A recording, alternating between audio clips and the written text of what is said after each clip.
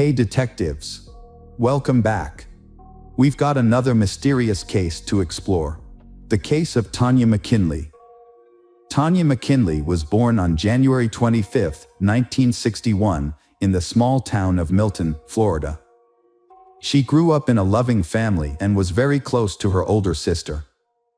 After graduating from high school, Tonya decided to move to Pensacola, a town about 25 miles away from her hometown. She pursued a career in the medical field. Tonya moved to a new city with her cousin Venita, and they shared an apartment. After moving in, Tonya met a man named James, and they began dating. They eventually moved in together and had a son, Timothy, in 1983. Although Tonya was happy to be a mother, her relationship with James was troubled. They argued frequently, and about a year after their son was born, they decided to go their separate ways. By the end of 1984, Tonya was temporarily living with Venita, who was now married with 2 children. Tonya planned to find her own place as soon as possible. On New Year's Eve, Tonya, Venita, and her husband decided to celebrate at a local bar.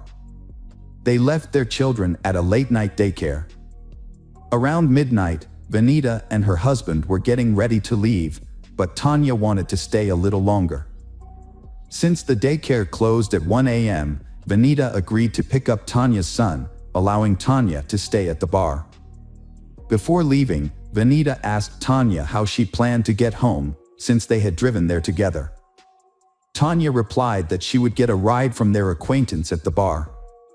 However, when Venita woke up on January 1st, she found that Tonya had not yet returned home. At first, Venita thought Tonya might have slept over with a friend, so she was not too worried. Then, Venita's mother-in-law arrived with heartbreaking news. Tonya had been found dead around 3 a.m. A Pensacola resident was on her way to the vet with her daughter. While driving, her daughter pointed out a person on the side of the road. Pensacola thought it might be a mannequin, but when she got out to check, she discovered it was a human body. Pensacola immediately returned home and called the police. Upon arriving at the scene, officers found the body of a woman lying in an empty lot beside the road. She had no shoes, her tights were down, and her dress was pulled up. Near the body, a blue towel with what appeared to be bloodstains was found. The police identified the victim as 23-year-old Tonya McKinley. Further investigation led them to discover her shoes and purse nearby, containing identification with her name on it. The body was turned over to medical experts for further examination. Meanwhile, police continued to process the crime scene. They soon discovered that Tonya likely did not die where she was found. There was no significant blood near the body, except for a stain on a towel, and signs on the ground suggested that the body had been dragged to the side of the road. On the towel and Tonya's body, investigators found several clues, including dog hair and a human hair. They suspected that the hair belonged to the killer, and that the killer may have owned a dog. Medical experts determined that the Tonya had suffered a head injury from a heavy object, but her cause of death was actually strangulation. They also confirmed that the Tonya had been sexually assaulted. A semen sample was collected from her body, but at the time, DNA analysis was not yet widely used in forensic science. However, the experts were able to establish that the suspect had type B blood. Police began to develop a list of potential suspects. Police turned their attention to Tonya's ex-husband, James. After talking to Tonya's family and friends, police discovered that James and Tonya had argued frequently before and after the birth of their son. When Tonya decided to end the relationship, James was unhappy and tried to convince her to stay. Police believe that James followed Tonya to the bar on New Year's Eve, leading to a confrontation that ended in murder. They brought James in for questioning, but he denied any involvement in the crime. He also agreed to provide hair samples for comparison. Although experts were unable to extract DNA from the samples, they were able to compare the hairs under a microscope. The results showed that James' hair was significantly different from the hair found on Tonya's body and the towel. As a result, the police temporarily ruled him out as a suspect. Police focused on everyone who was at the bar on New Year's Eve.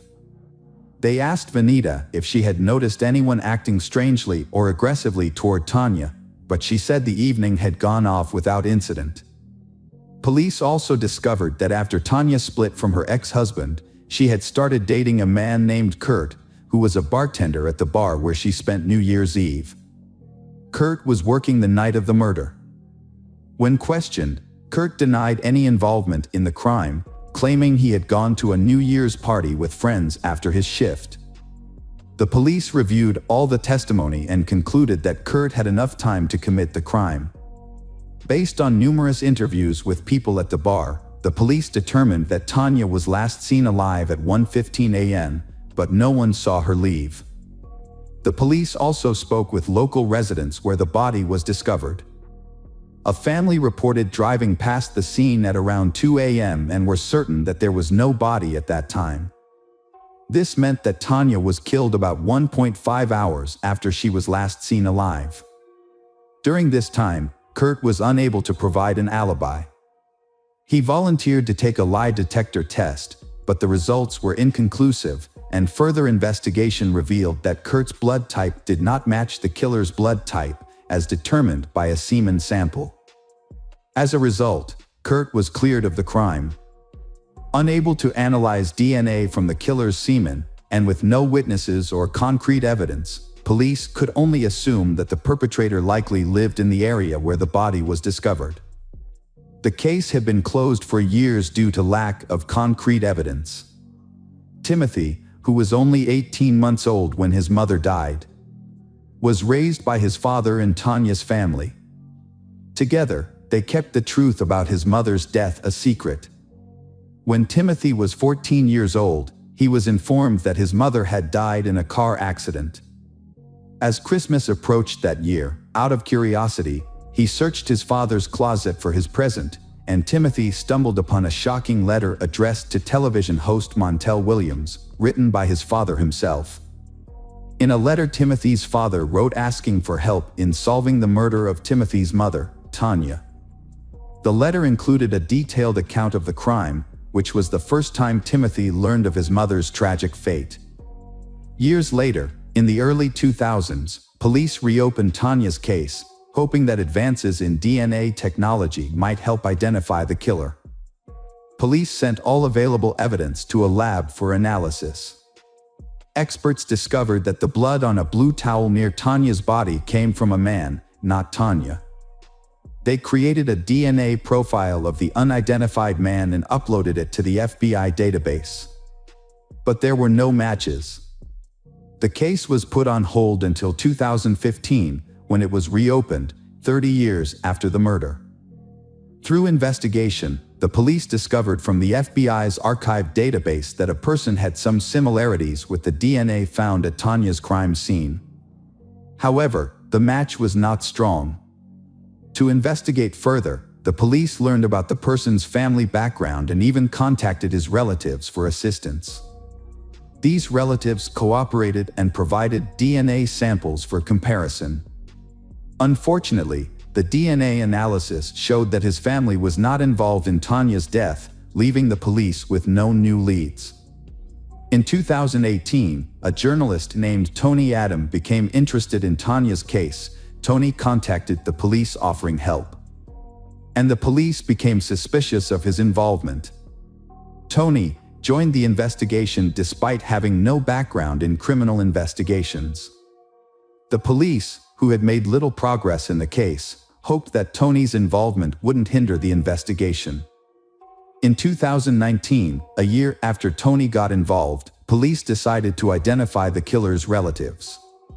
This time, they enlisted the help of Parabon, a genetic genealogy company, and expanded the search to include primarily the DNA of known criminals. Parabon expanded its search to public genetic databases, which were much larger in scope. Unlike DNA evidence collected from a crime scene, These databases contain DNA samples that people have voluntarily uploaded to find relatives. To find the killer, experts used a process of elimination, carefully analyzing the family trees of potential relatives to identify someone who matched their suspect's criteria. They were looking for a man who was at least old enough to have committed the crime in 1985 and had a connection to the area where the crime was committed. In 2020, police identified a suspect in Tonya's murder. Daniel Wells, 57, had been arrested in the late 1980s for assault and indecent exposure. At the time, he was living in Pensacola, working as a carpenter and living with his wife and children. But to confirm whether Daniel was actually the killer, detectives needed to compare his DNA to the profile they collected from the crime scene. To prevent Daniel from fleeing, the police approached cautiously. They kept watch, waiting for an opportunity to collect a DNA sample from him without arousing Daniel's suspicion. Daniel threw a cigarette butt out of the car window near his workplace. The police collected the cigarette butt and immediately sent it to the lab for analysis. Experts extracted DNA from the saliva on the filter and compared it to the DNA of the killer in the Tonya case. The results were a match. The police eventually identified Daniel as the culprit and arrested him the same day. Despite the DNA test results, the police still tried to get Daniel to confess. They arranged for a patrol officer to stop Daniel's car under the pretext of doing a routine ID check. Detectives then approached Daniel, informing him that he needed to accompany them to the station without providing any further explanation. By withholding information, they intentionally kept Daniel in suspense, allowing them to proceed with the investigation cautiously. The police approached Daniel, informing him that he needed to come with them to the police station without further explanation. During the investigation, the detectives slowly steered the conversation toward Tonya's murder, asking Daniel about his whereabouts on the night of the murder. At first, he claimed to have never seen Tonya. However, when the detectives revealed that his DNA was found at the crime scene, his story began to unfold. As the questioning continued, Daniel's denials became increasingly unconvincing, and he grew more and more agitated. Detectives made it clear that the DNA evidence was irrefutable and that he would face consequences for his actions. As the interrogation continued, Daniel denied his guilt and became increasingly agitated. The police said the DNA evidence was incontrovertible and he would face the consequences for his actions. Faced with the evidence, Daniel finally broke down and began to speak. He and Tonya went to his house, where they had sex after drinking. However, an argument broke out, the argument escalated, and in a fit of rage, Daniel picked up a heavy wooden cutting board and hit Tonya over the head. When he realized she was dead, Daniel panicked and dumped her body in a location where it was later discovered. On his way back, Daniel discarded the Tonya's belongings and returned home. When questioned about the dog hairs found on the Tonya's clothes and towel, he attributed them to his roommate's black Labrador. Contrary to Daniel's claim that Tonya died from a head injury, the medical evidence clearly showed that the cause of death was strangulation. In a possible chain of events, Daniel struck Tonya in the head, but when he realized she was still alive, he resorted to strangling her. The police gathered enough evidence to arrest him for murder. Police then contacted Tonya's family, including her son Timothy, to inform them of the developments in the case. Timothy was deeply moved, thanking the police for finally identifying his mother's killer. 2 weeks after his arrest, Daniel's body was found in his cell. An investigation confirmed that he had committed suicide. Hello friends, welcome to our channel. Today we're going to take a look at another horrible case with you. The case of Channon Christian. Hugh Christopher Newson Jr., commonly known as Chris, was born on September 21, 1983, in Knoxville, Tennessee, to Mary and Hugh Newson, who raised him in a loving and large family. As the youngest child, he was deeply adored by his family members. During his youth, Chris showcased exceptional athletic abilities, particularly excelling in baseball throughout his school years. His coach firmly believed that he had a promising future in the sport, but a severe injury and the subsequent prolonged recovery process, unfortunately, ended his athletic career. Despite this setback, Chris possessed a multitude of talents. He was an skilled artist, a proficient guitar player, had impressive woodworking skills, and possessed in-depth knowledge about cars and motorcycles, having dreamed of becoming a mechanic during his youth. Following high school, Chris's passion for carpentry took center stage, leading him to attend the prestigious University of Tennessee, where he proved to be a diligent student, consistently ranking among the top of his class. Channing Christian was born on April 29, 1985, in Nacogdoches, Texas, to Dina and Gary Christian, the younger of their two children. She grew up with her older brother Chase, with whom she had a close and loving relationship. What made their birth even more special was that their mother, Dina, had been diagnosed with infertility in her younger years, making the arrival of her two children a remarkable blessing. In 1997, the Christian family relocated to Knoxville, Tennessee, where the children attended local schools and their parents started a thriving family business.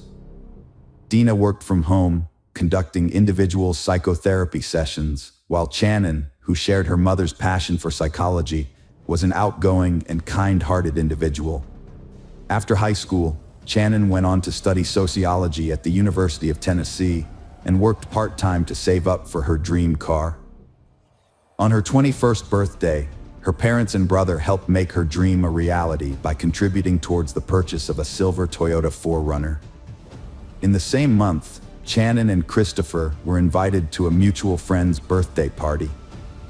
Channing visited a beauty salon to prepare for the celebration and parked her car in a nearby underground garage where they had planned to meet.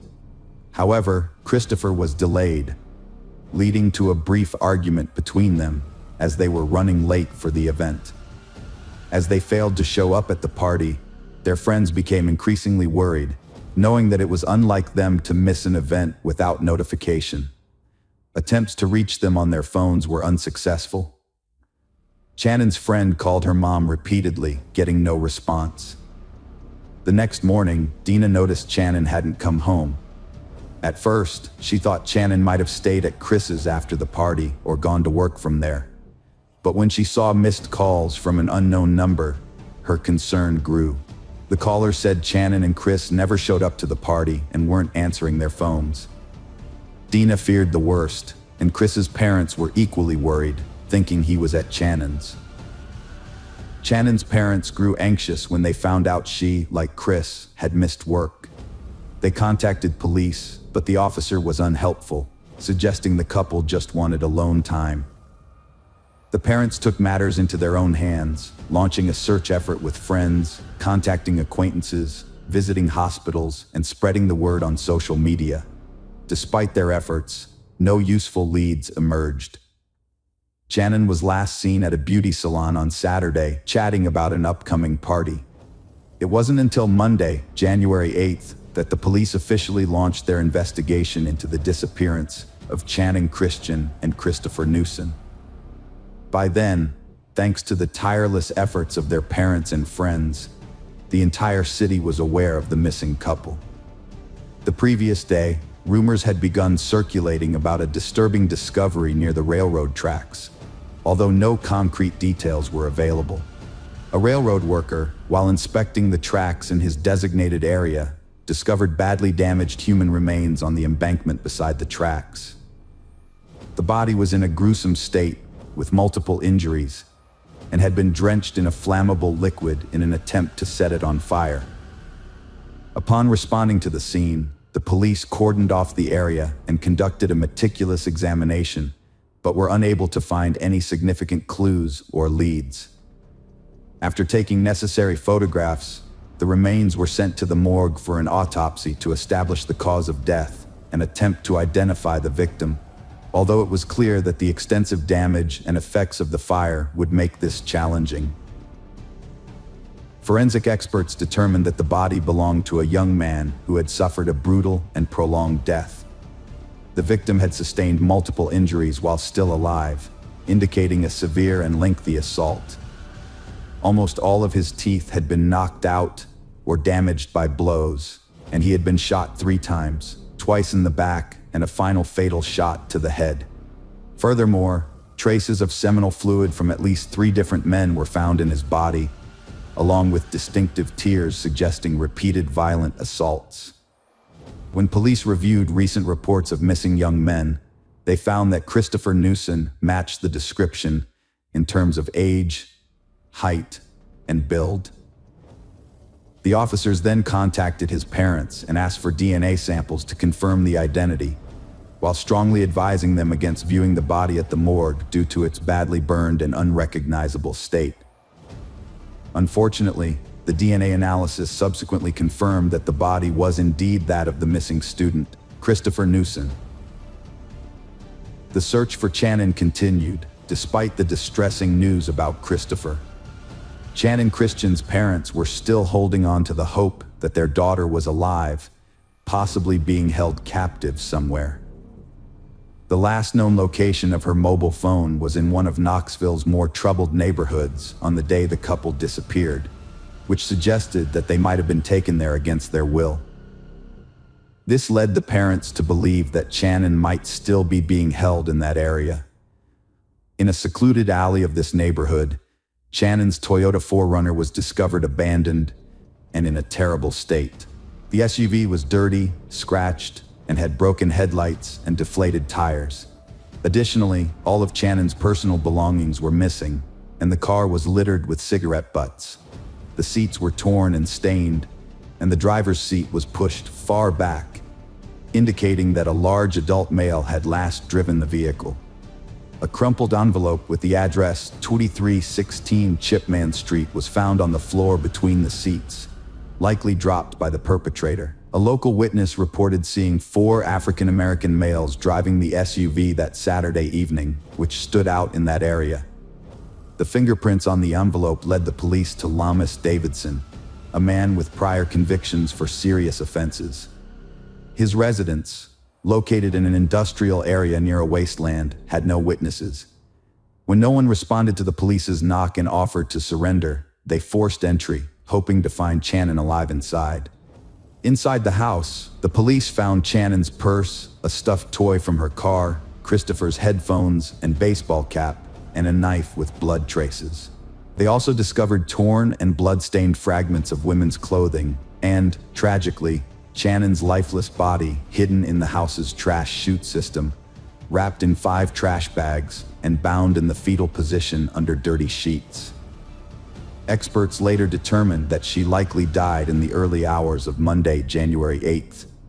The discovery of Channon Christian's body revealed a terrifying sequence of events. Had the police begun their search immediately, they might have saved her from unimaginable suffering. Instead, her body was found with every inch covered in bruises, abrasions, cuts, and cigarette burns. The numerous injuries to her genital area, mouth and throat, indicated that she had been subjected to multiple brutal assaults by several men. Channon suffered a severe head injury, internal bleeding in her abdominal area, likely caused by kicks. Multiple stab wounds, though not fatal, were inflicted upon her. Her attackers also extinguished dozens of cigarettes on her skin in an attempt to destroy DNA evidence. They doused her with household bleach, focusing on bleeding wounds and her genital area. She was then forced to ingest bleach. 5 individuals were involved in the brutal crimes against Channon Christian and Christopher Newsom. Lamarcus Davidson, the owner of the house where Channon's mutilated body and Chris's personal belongings were found, was identified as a fugitive. The police also tracked down Eric Boyd, whose DNA was found at the crime scene. Boyd was arrested on January 11th without resisting and agreed to cooperate with the investigation, stating he wouldn't take the fall for crimes he didn't commit. Boyd revealed that Davidson was hiding in a vacant house listed for sale and personally led the police to the location. As a result, Davidson was caught off guard and offered no resistance. Notably, at the time of his arrest, Davidson was wearing Chris's sneakers. During the investigation, Davidson downplayed his role, portraying himself as a victim. He claimed that the couple had come to his house to buy illegal substances, but got caught up in a conflict with his acquaintances. Davidson insisted that he left to avoid involvement, and the subsequent brutal acts occurred while he was away. Further investigation led to the identification of 3 more individuals involved in the case: Davidson's friend George Thomas, his half-brother Latalvis Cobbins, and Vanessa Lynn Coleman, an 18-year-old woman. Once all 5 suspects were arrested, they were put in separate cells and questioned one by one. Each of them tried to shift the blame onto the others, unknowingly providing details of the brutal crime. The pieces of their stories helped to reconstruct the sequence of events and the role each played in the brutal act. Lamarcus Davidson, recently released from prison on parole, was in dire need of money. To support his illegal business of selling banned substances, he urgently needed a vehicle to deliver his goods to customers. Davidson decided to steal a car from an underground parking lot notorious for its lack of surveillance cameras, accompanied by his accomplices. Tragically, students Shannon and Christopher were in the parking lot at the same time, arguing over Chris's delay. The criminals, fearing witnesses, forced the couple into the trunk of a car at gunpoint. They was taken to Davidson's house, where they were subjected to brutal beating and repeated assault. After midnight, Christopher, barefoot and undressed, was forced back into the trunk and taken to the railroad tracks. He was ordered to walk on the stones before being shot twice in the back. The final shot to the head ended his suffering. His body was then doused with a flammable liquid and set on fire in an attempt to destroy any evidence that could lead to the perpetrators. After dealing with Christopher, the criminals returned to the house where Shannon remained bound. The next day, she endured horrific cruelty, leaving her with no uninjured area on her body. The sadists concluded their torture by dousing her with bleach and packing her, still alive, into plastic trash bags, where she slowly suffocated. The exact moment Vanessa Coleman joined the group is unknown. In her interrogations, Coleman claimed she was a hostage who participated in the torture out of fear for her life.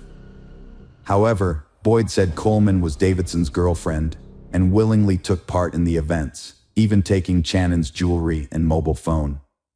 Moreover, a diary found at Coleman's home described the horrors at her boyfriend's house, which she called an exciting adventure. During the trials, it was established that Lamarcus Davidson, born in 1981, led the criminal group and instigated the brutal acts against the victims. Although Davidson tried to shift the blame, claiming the couple had come to buy drugs and engaged in consensual rough sex that got out of control, the evidence proved otherwise. Davidson was found guilty on 40 counts, including assault, kidnapping, robbery, and cruel and premeditated murder. The jury unanimously sentenced him to death for his heinous crimes. Latalvis Cobbins, born 1982, was initially faced with the death penalty for his role in the brutal torture, assaults, and murder. However, he was ultimately handed a life imprisonment sentence without parole. George Thomas, born 1983, received a similar life sentence for his involvement in the same heinous crimes, with no possibility of release. Eric Boyd, who cooperated with the investigation and aided in the capture of Davidson, received an 18-year prison sentence. The investigation discovered Vanessa Coleman's, born 1988, involvement in the torture, assaults, and tragic murder of Shannon. She was subsequently sentenced to 53 years imprisonment. In 2011, while the convicted felons served their sentences and Davidson awaited execution, the case took an unexpected turn. The presiding judge resigned, citing substance dependency issues, which called into question his ability to conduct the trial fairly. As a result, all verdicts from the previous 2 years were annulled, and new hearings were scheduled for the 5 individuals responsible for the tragic murder of the students. After retrials, Davidson's death sentence was upheld. Cobbins and Thomas both remained incarcerated, each serving a life sentence without parole. However, Thomas's sentence was later modified to include the possibility of parole after 51 years.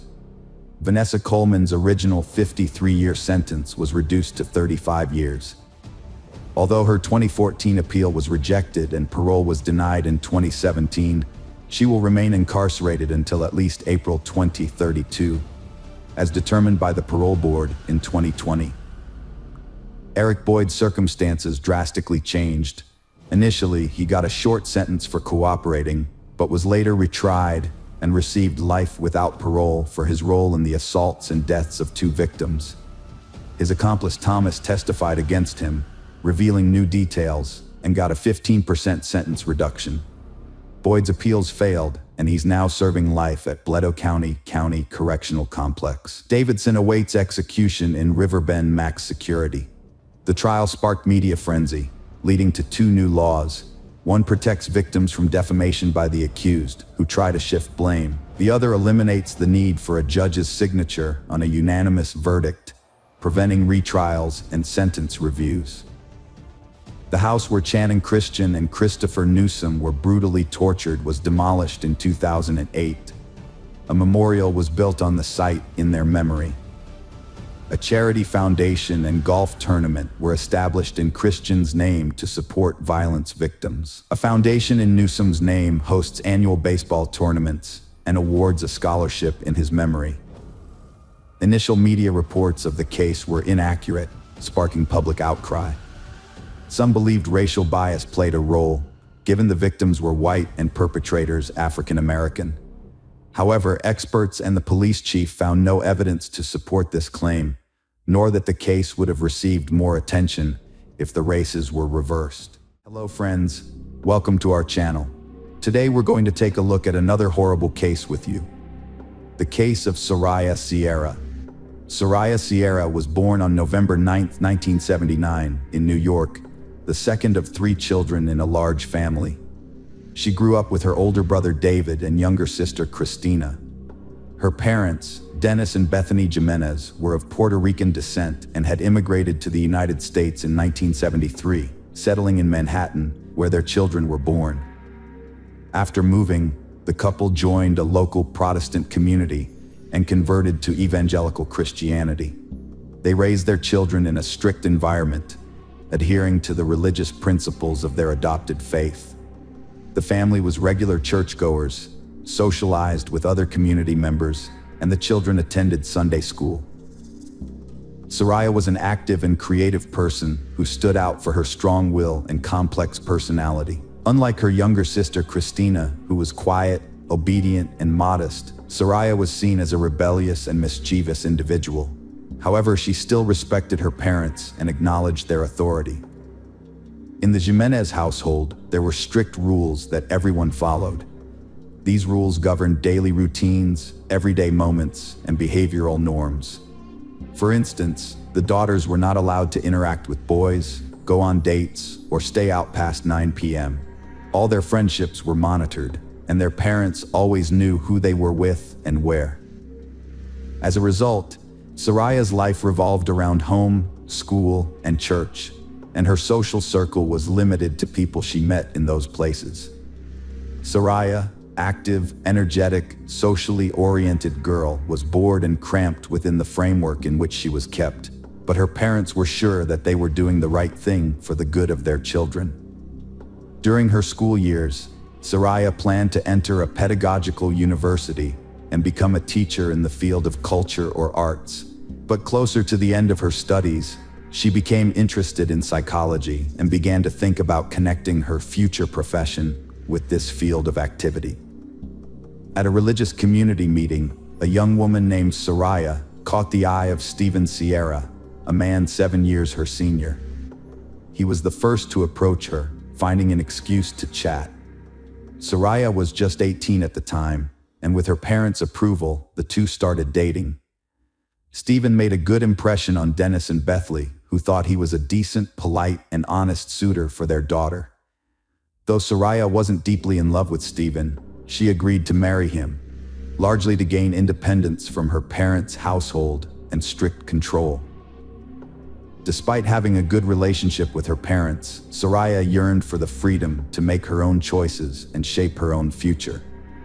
Less than a year after they met, Soraya and Stephen got married in February 1999. At the time, Soraya was 19 years old and Stephen was 26. After the wedding, they moved to Michigan, where Stephen's parents lived. This was a big change for Soraya, who had spent most of her life in her native New York. The new surroundings seemed to invigorate her, and she threw herself into making their new house a home, enjoying new friendships, and exploring the local area. She got a job as a receptionist at a dental office and started thinking about pursuing a college degree. Soraya soon became pregnant and gave birth to 2 children, a boy and a girl.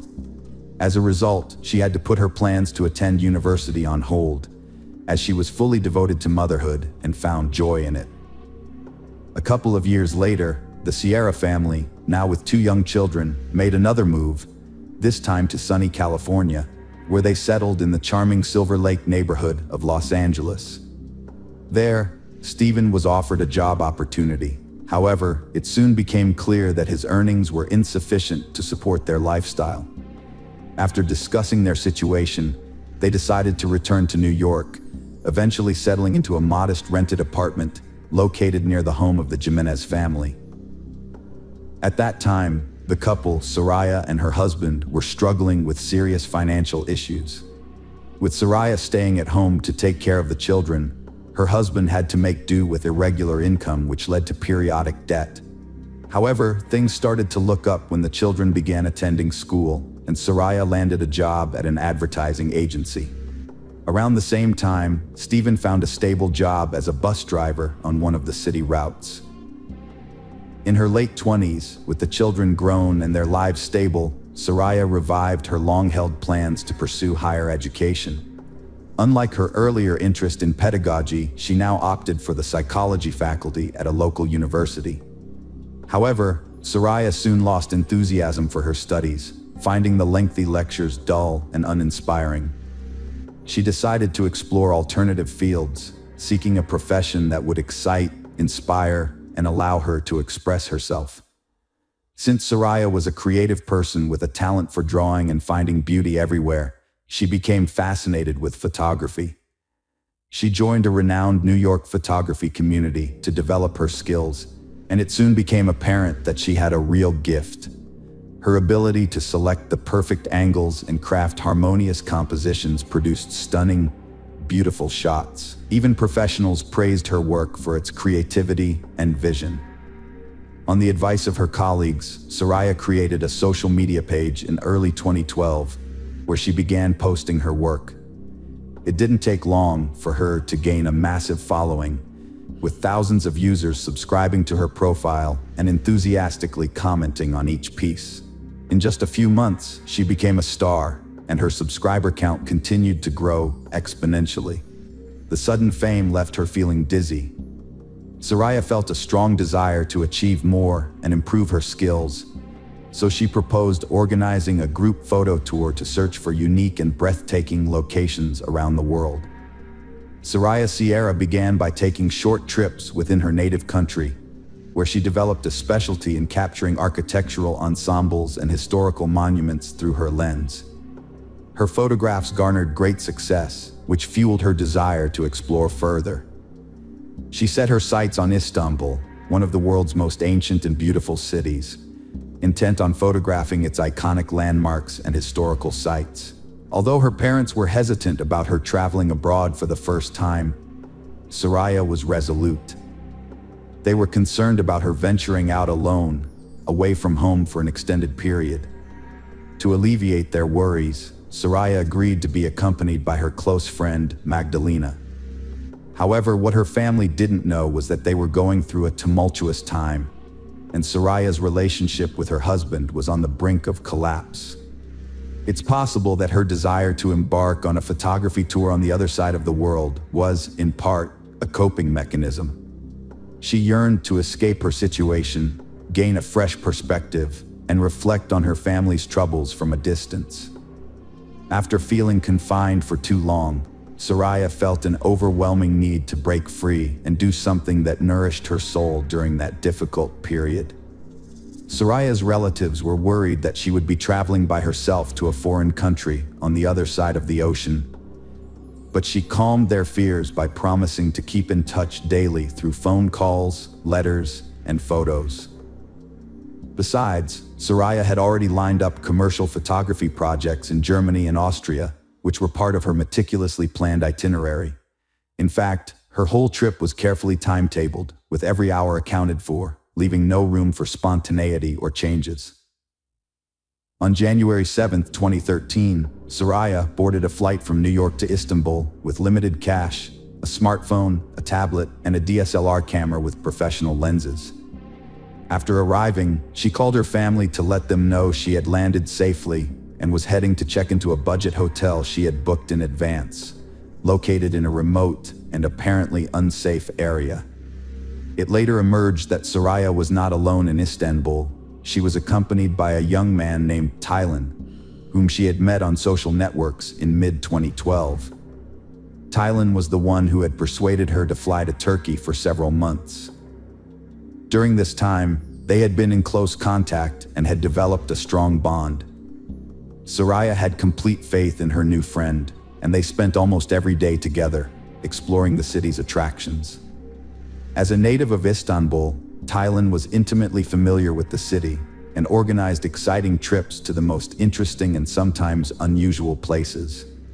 After Turkey, Soraya traveled to Europe for commercial photo shoots, staying with longtime subscribers to save on hotels. In Vienna, she met a young man who shared her passion for photography and hosted her for 2 days. The trip went as planned, with Soraya visiting each destination and meeting everyone on her schedule.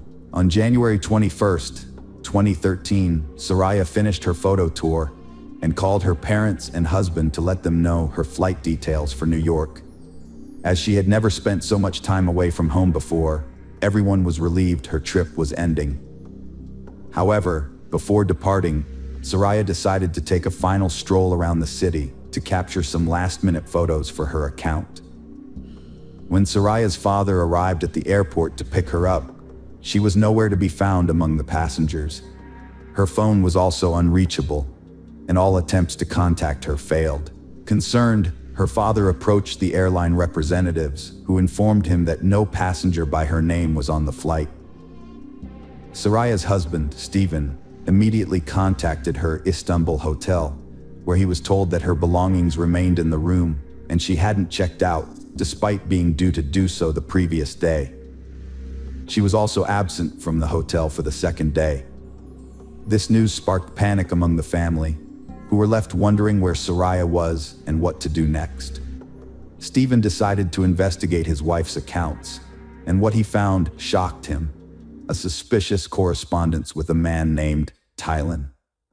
Despite his reservations, Stephen opted to reach out to Taylan directly to get to the bottom of things. Taylan claimed to have seen the missing woman just a day before she was supposed to depart, and surprisingly, she hadn't even bothered to call him beforehand, despite her earlier promise. Soraya's family promptly notified the American embassy in Turkey about the incident, and a large-scale search operation was launched the following day. A special unit was formed to handle the operation. Soraya's husband and parents flew to Istanbul soon after, deciding to personally oversee the search efforts, given the short time that had passed since her disappearance and the high likelihood of finding her alive. The police investigation began by looking into Soraya's social circle and speaking with people who had seen her shortly before she vanished. The hotel staff where she stayed, including her friend Taylan, were questioned. The hotel manager reported that he last saw Soraya the night before she disappeared, when she left with a small bag and a camera. She was supposed to check out later, but never returned to the hotel. The next morning, the hotel received a call from her worried husband, who informed them that Soraya's belongings and documents were still at the hotel. The receptionist also described the clothes Soraya was wearing on the day she went missing. Taran introduced himself as Tyron, but his true identity was later revealed. He declined to explain the alias, and it was discovered he'd been in close contact with Soraya for months, even inviting her to Istanbul.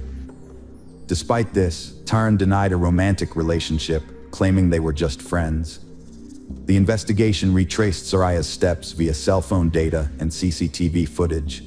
She took the subway to Sultanahmet, visited the promontory, and then went to Eminönü Market, getting lost in the crowd. She reappeared on the subway, heading to Hagia Sophia, but soon vanished again, sparking concern. The search team decided to investigate the Hagia Sophia ruins, hoping to find someone who had seen a lone woman with a camera. After several hours of searching, they finally found a body, but it wasn't the outcome they had hoped for. Near the ancient Constantinople walls, they discovered the lifeless body of a young woman, covered with an old, dirty blanket that had hidden it from view. The investigators suspected that Soraya had been brought to this location, wrapped in that blanket. Forensic experts estimated that the body had been there for 10 to 12 days before its discovery. The lower part of the body was found unclothed, suggesting an act of violence, which was later confirmed by the experts. The autopsy revealed that Soraya had died from a severe blow to the head with a heavy, blunt object. Additionally, her body showed multiple bruises and 2 broken ribs. Pathologists also found skin particles and blood under Soraya's fingernails, indicating that she had fought back and scratched her attacker. The crime scene was both strange and absurd because, despite the thief stealing the victim's bag, smartphone, and camera, they left her gold earrings, wedding ring, and expensive watch, which immediately drew attention. The only lead from the area's camera footage was a young woman resembling Soraya filming something on her phone, followed by a man who either hit or pushed her, and then both disappeared from view. The attacker's identity remained unknown. Media leaks spark scandal concerns. Investigators stay mum as bodies found, adding to mystery. Questions emerge. Why did the young married woman travel solo to Istanbul? How did she fund it? Initially, suspects included a lover and another acquaintance, but both deny involvement. Later, it emerged that the Viennese man who had given Soraya shelter had a criminal past, sparking speculation that he might have exploited the American as a drug mule. However, a thorough investigation disproved this theory. There were also whispers that Soraya could have been secretly working for US intelligence, gathering intel in other countries, but this possibility was deemed unlikely. With a warrant in hand, police searched Talsali's home, collecting a DNA sample that matched the skin particles and seminal fluid found on the victim's body, confirming his guilt. Furthermore, the victim's phone was last active in the same neighborhood where Talsali lived. When the authorities discovered that the criminal had escaped to Syria, they lost all hope of capturing him. However, they received an unexpected surprise when Talsali was arrested while attempting to illegally cross the border back into Turkey. After joining the Syrian rebels and acquiring weapons, he was injured in the conflict and decided it would be safer to return home. In the end, he was caught trying to bring his weapon back with him, which led to his initial arrest. When Talsali was questioned, he gave a disturbingly detailed account of what happened. He claimed to have been on a hiking trail along the walls of Şebeku when he saw a young woman, Soraya, taking pictures. He admired her from a distance for a few minutes, then approached her. Despite the language barrier, he tried to communicate with her using gestures, but failed to understand what she wanted. What caught his attention, however, was her brand new iPhone and expensive camera. As Soraya walked away, Talsali followed her, intent on robbing her. With night falling and no one else in sight, he saw an opportunity. When Soraya turned around and took a picture of him, Talsali became enraged and attacked her, hitting her on the head with a boulder. The two of them rolled down the wall, causing Soraya severe injuries, including bruises and broken ribs. After rendering Soraya unconscious, Talsali committed violent and intimate acts against her. He then delivered another severe blow to her head to kill her. Talsali stole Soraya's bag, camera, and phone and left the scene. On his way, he found a discarded blanket and returned to cover Soraya's body with it. By then, it was dark, and the chances of running into someone at the wall were minimal. Once he returned, he dragged the body to the side, positioning it so it wouldn't be visible from the nearby hiking path. He then covered it with a blanket and left the scene. During the search for the American woman, the perpetrator surprisingly revisited the crime scene to ensure she was dead and that her body remained where he had left it. When Tausali found out through the news that his victim's body had been discovered, he realized the police would soon be on his tail. So he decided to flee the country, borrowing money from his sister, who had always felt sorry for him. Incidentally, he was unable to benefit from the stolen goods, as the camera was damaged during the fall, and the smartphone was locked with a password he couldn't crack. As a result, he discarded the stolen items, including the signal, when he went on the run. The defendant showed no remorse, and DNA evidence placed him at the crime scene. Skin under the victim's nails, seminal fluid on her body. His phone was last used near his home, and a video recording caught the attack. After all the evidence was presented, the decision was made to conduct a psychiatric examination, driven by the suspicion that Tausali might be insane, given the disturbing nature of his actions, behavior, and the unsettling calmness with which he graphically described the atrocities he had perpetrated. Nevertheless, the experts ultimately concluded that he was of sound mind and fully cognizant of his actions when he attacked his victim in the summer of 2014. Judge Ely delivered the final verdict, finding Tausali guilty on all counts and sentencing him to life imprisonment. Soraya's relatives considered this decision fair and just. Following the necessary expert examinations, the body of the murdered American woman was transported back to her homeland in New York, with all related costs borne by Turkish Airlines. Soraya was laid to rest in a ceremony that respected all religious rites and traditions. Soraya's family created a memorial website in her honor, where they published her previously unseen works. The photos proved to be extremely popular, attracting buyers from all over the world. The money raised from the sale of these pictures was set aside to fund college education for orphaned children. Stephen, Soraya's husband, categorically denied that his family life was in crisis, which could have led Soraya to take that fateful trip. Shortly after, Stephen grew close to a girl from the Christian community who supported him during this difficult time, often visiting his home to help with his children and household chores. Just 2 weeks before the first anniversary of Soraya's funeral, Stephen married his new partner. By the time Tausali was finally sentenced, Stephen was already married and preparing to become a father. Hello friends, welcome to our channel. Today we're going to take a look at another horrible case with you, the case of the Buchanan family. Molly met Adam Buchanan, a divorced father of one, when she applied for an office manager position at his company.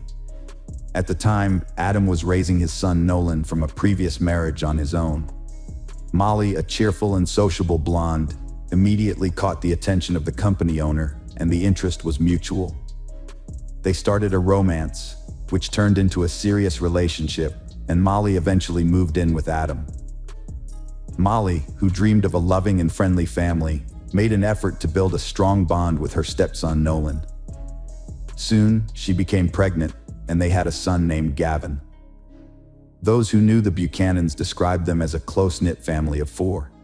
Adam, who owned a construction company, earned a comfortable living, and the family even purchased a vacation property in El Dorado County, California, a small cabin on 19 acres in Greenwood. The cabin was rustic with no electricity, water, sewer, or gas, but Adam, being in the construction business, actively worked on remodeling it, and the family frequently visited the cabin.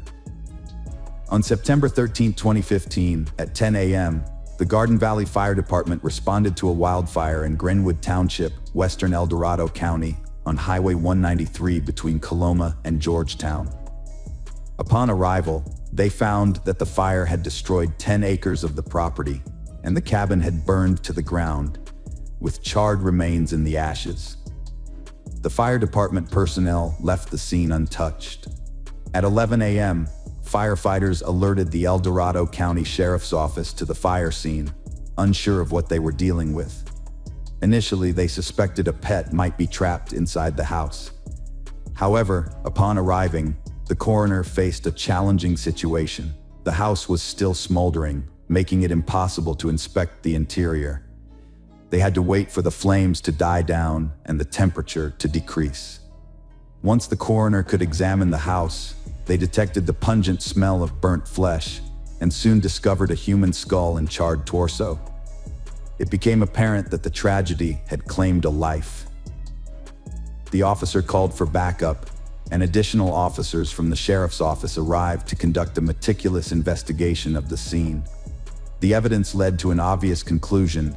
The isolated cabin, located in a remote area, was not the primary residence of its owners, but rather a vacation retreat.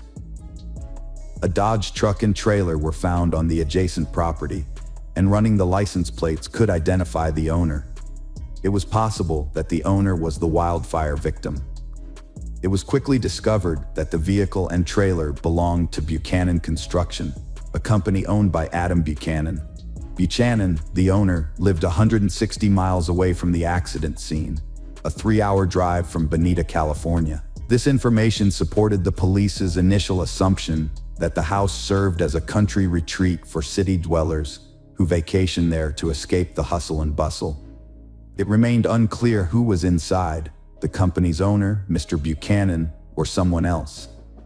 The detectives began their investigation with the owner's name as their first clue. The Venita police officer's task was to verify that all of Buchanan's family members were safe and at home.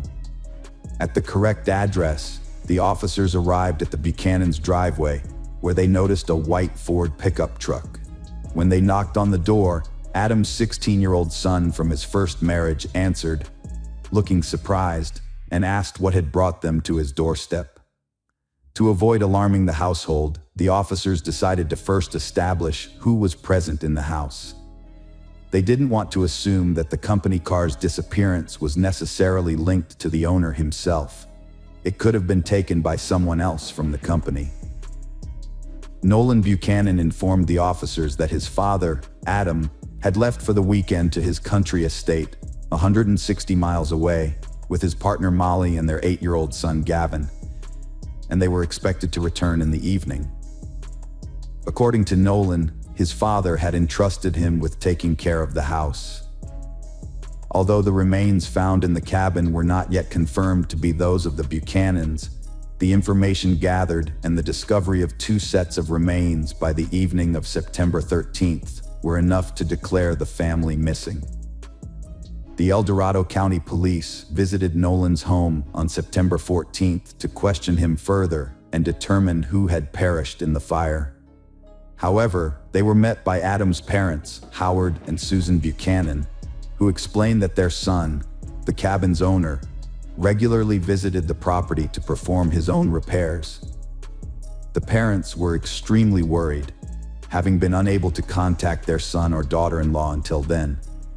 The officers learned that the house relied on generators for power, but it had no electricity at the time of the incident. The presence of gas cylinders inside the cabin led to 2 possible theories. The fire could have been either an accident or intentional. By Sept 15th, investigators collected evidence, including debris from a nearby fire pit, which changed the case's direction. A skull with a bullet hole was found, revealing a homicide, not an accidental fire. Forensic DNA testing showed the bullet was lodged in the victim's thigh. The skull belonged to a child, making murder the primary focus. The fire was intentionally set to destroy evidence. Next, investigators sought to determine the circumstances. Burglary gone wrong, family suicide, or a grudge against Adam Buchanan of Buchanan Construction? Investigators pursued the theory that Molly's murder was a crime of passion, examining her life for enemies and her marriage for clues. As leads dried up, they focused on the troubled relationship, marked by abuse, sleeping apart, and intense arguments. Molly's mother feared they'd kill each other, yet Molly stuck with Adam, briefly fleeing with their son. The couple enjoyed hunting near home, where guns were common. Police suspected another fight escalated. One spouse shot the other, then took their own life. However, an inconsistency emerged. If the tragedy was caused by a conflict between the husband and wife, logic dictates that the instrument of the crime would be found near the remains of one of them. But this was not the case. Investigators theorized that the weapon might have been damaged in the fire, making it less conspicuous than expected. Over 5 days, forensic team members meticulously sifted through the ashes in the home, conducting a meticulous search. Despite their thoroughness, they did not find the expected result. No weapons were discovered in the house. By this time, the forensic examination results were in. The examination confirmed that the DNA of the bodies matched Adam Buchanan, Molly McAfee, and their 8-year-old son. All 3 victims had suffered gunshot wounds prior to the fire, and the angle of the bullet wounds ruled out the possibility of suicide. The lack of firearms suggested that a 4th person, unknown until then, was present in the house, shot the Buchanans, and the investigation had to start anew. Police had no option but to turn to 16-year-old Nolan, the son of the deceased. Nolan informed the officers that his family had driven away in an old Dodge truck. According to Nolan, his father chose to use the company vehicle instead of his personal Ford, which was parked in the driveway, because the truck and trailer were already loaded with rocks to decorate the area around his country cabin. This was the truck that police found near the burned structure. When questioned about why he didn't accompany his relatives on vacation, Nolan reiterated that he had to stay behind to take care of the house and garden while his father and stepmother were away.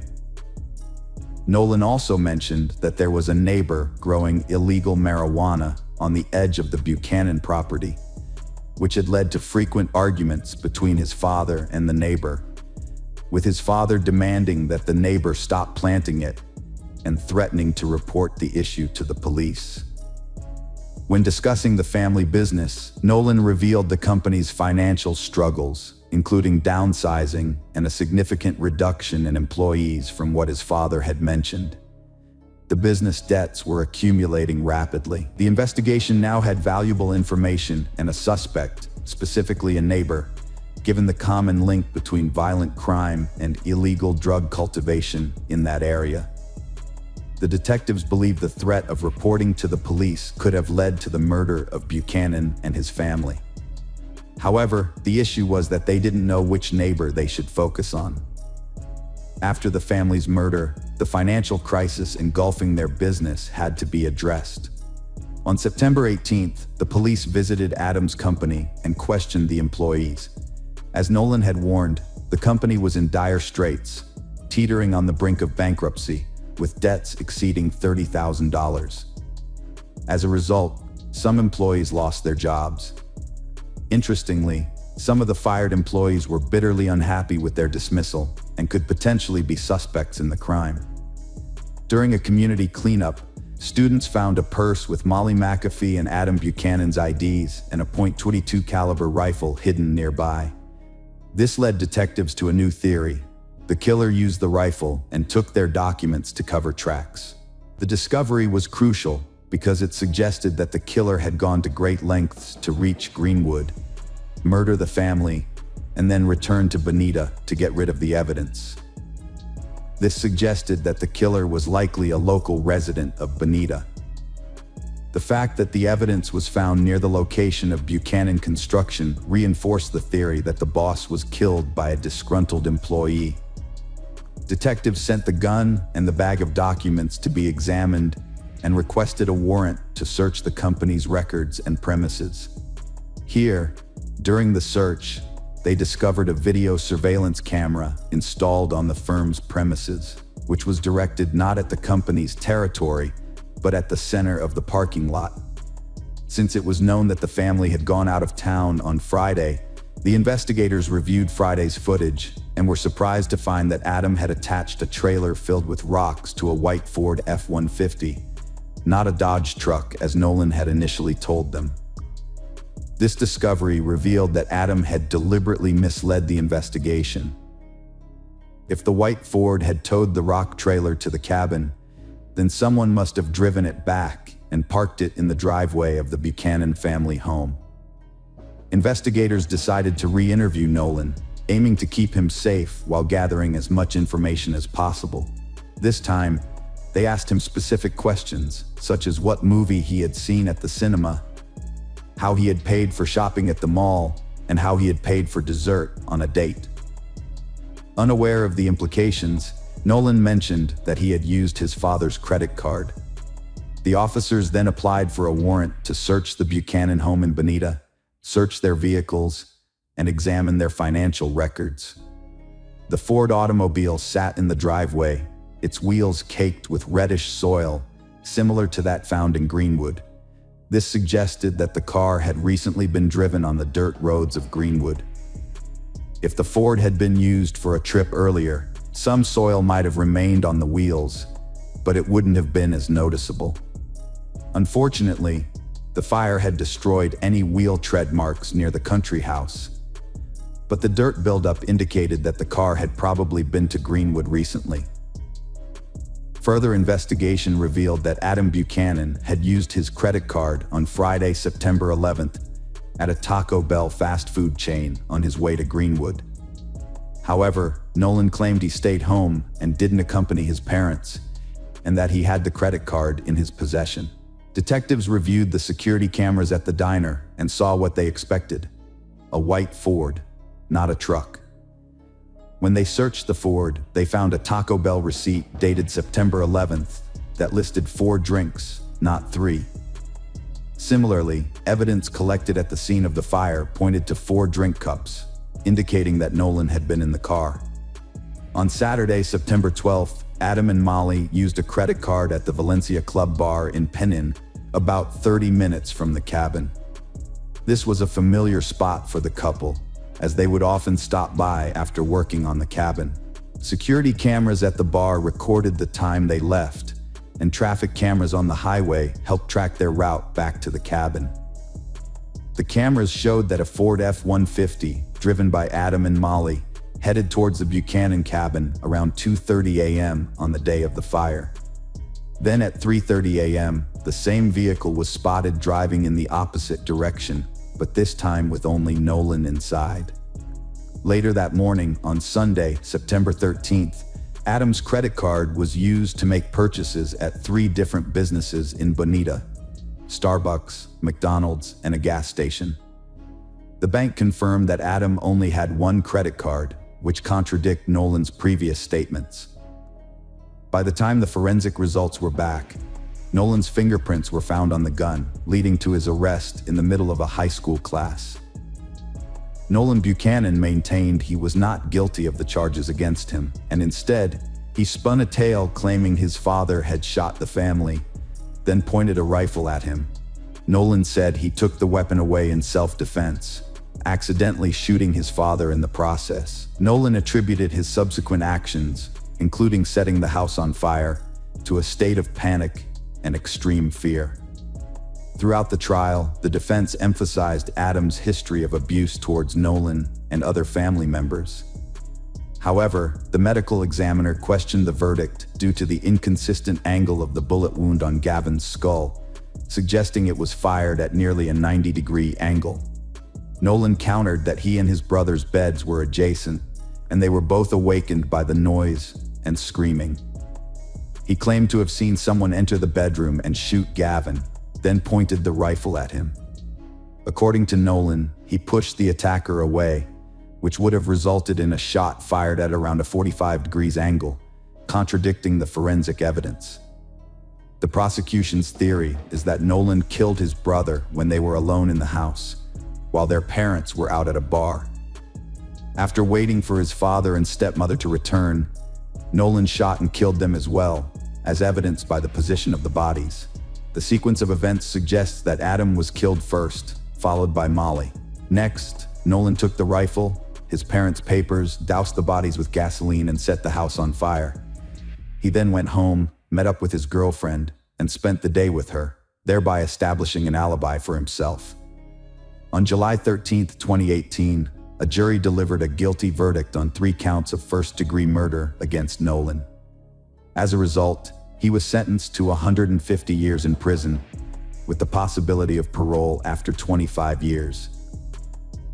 In announcing the sentence, Judge Kingsbury acknowledged the verbal and physical abuse Nolan had suffered, as well as the testimony that he killed his brother to spare him from further suffering at their father's hands.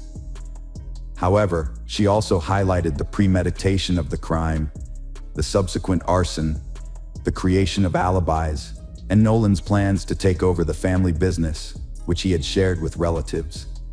The judge referenced Nolan's failure to comply with rules and erratic behavior, as reported by staff at the South Lake Tahoe Juvenile Treatment Center, where he was sent following his arrest. The judge informed Nolan that he, like anyone, has the opportunity to reform, and that if he exhibits good behavior, he may be eligible for parole in 25 years. Despite this, Nolan maintains his innocence, and if he is eventually granted parole, he will be required to pay a substantial amount of compensation to the victims, the exact sum of which has not yet been determined. Hello friends, welcome to our channel. Today we're going to take a look at another horrible case with you. The case of Leslie Palacio. The next major breakthrough came when Eric's car was spotted in Moreno Valley, California. Police eventually contacted Eric's cousin, who reported that he had driven Jose and his son to San Pedro, where they planned to cross the border into Mexico. The Las Vegas Police Department requested assistance from the FBI because they could not resolve the jurisdictional issue on their own. The investigation slowed down in January 2021, but for months after the discovery of the girl's remains, Eric's father, Jose, turned himself in at the border, and everyone was greatly relieved that at least one fugitive was now in custody. The man was quickly extradited back to Clark County and charged with destruction of evidence and accessory to murder. During interrogations, Jose tried to minimize his involvement in the crime, explaining the story of the trip to Mexico by his son's strange behavior on the morning of August 29th. However, investigators showed surveillance video footage that debunked his false claims, clearly showing him helping carry Leslie's body out of the house and washing the driveway. Faced with the evidence, Jose changed his testimony. He said he was working in the garage when Eric brought Leslie's body, wrapped in a sheet, into the garage. According to Jose, he panicked and helped his son load the body into the truck, assuming that Leslie had died of an overdose of illegal drugs because he saw no visible injuries on the body. Court documents indicate that Jose initially told police that, according to Eric, Leslie died of an overdose of illegal drugs. Jose also explained that Eric immediately talked about wanting to end his life, and he decided that the best thing to do for his son was to take him to Mexico. When investigators asked Jose for Eric's current whereabouts, he explained that as soon as the two of them entered Mexico and boarded the bus was searched by Mexican authorities. He and his son got scared and decided to split up, thinking that apart, it would be harder for the authorities to find them. For this reason, he would love to help the investigation, but has absolutely no idea where his son might be. On June 18, 2021, Jose formally pleaded guilty to destruction of evidence and accessory to murder. Despite the horrific characteristics of his crimes, Jose was sentenced to only 2 years in the Clark County Detention Center, causing shock and dismay in the community. The Palacio family was shocked and outraged by Jose's lenient sentence, which they felt was unjust. During the pandemonium, Jose joined the court proceedings virtually, while Leslie's family and friends attended in person. They urged the judge to impose a harsher sentence, arguing that 2 years was not enough for an accessory to murder who helped dispose of the body and hid the perpetrator. Jose pleaded guilty and tried to apologize to the Palacio family, saying his love for his son outweighed him. He expressed regret for his actions, but the Palacio family did not accept his apology and did not consider it since, to date, Eric's whereabouts remain unknown and he continues to live a free life in Mexico. Jose was released on April 28, 2022. Ofalia Markarian, the attorney and representative of the Palacio family, commented that she is absolutely furious and that this is simply unfair. Not only is the main suspect not in custody, but the one who was involved in covering up the murder is back in custody after serving only 8 months and 15 days over the past 3 years. The Palcio family has never gotten justice, and Leslie's story highlights the flaws in the justice system and raises questions about fairness in dealing with serious crimes. The Palcio family is determined to fight to change the law in Nevada because they believe that whoever was involved in the murder should receive a longer prison sentence than 2 years. They hope that the perpetrator will be found and prosecuted in the United States, where he will be charged and given the punishment he deserves. Ofalia Markarian is directly reaching out to those who may know of Eric's whereabouts in Mexico, and in every media interview she calls for the Palcio family to be given a small measure of justice. Leslie's discovery of her calling was unexpected, but she soon became an integral part of the team. Her colleagues regarded her as a responsible, professional lab technician and a warm, responsive person. While her duties involved conducting various analyses and tests, Leslie saw her role as more than just fulfilling duties. She was driven to make the testing process as comfortable as possible for patients. Her caring and patient nature created an atmosphere of trust, putting even the most apprehensive individuals at ease. When a young nurse asked if Leslie was afraid of getting her hands pierced all the time, she replied with a laugh that she now had a super ability to poke people. Her optimistic vitality was evident in every action. By all accounts, Leslie had the unique potential to become a sought-after specialist in medical laboratory diagnostics, and she would have, if not for a dramatic turn of events.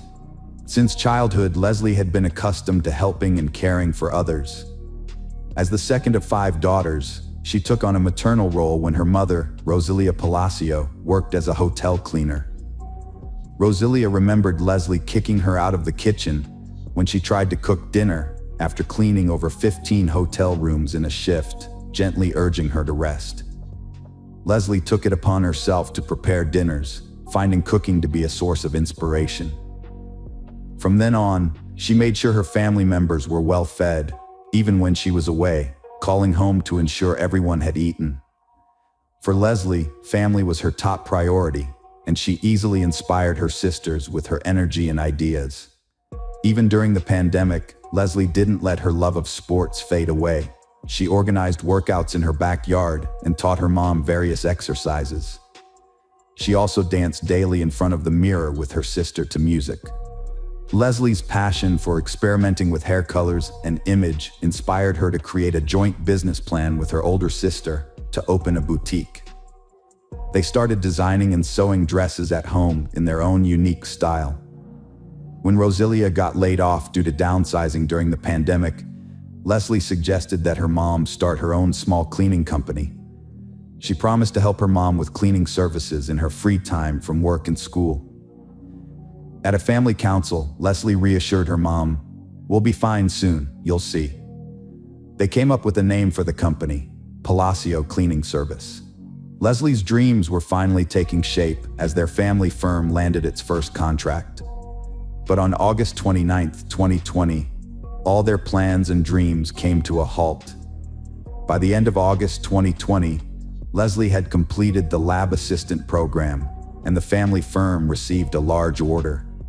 Feeling stressed and worried, Leslie decided it was time to take a break and enjoy an evening of dancing and fun.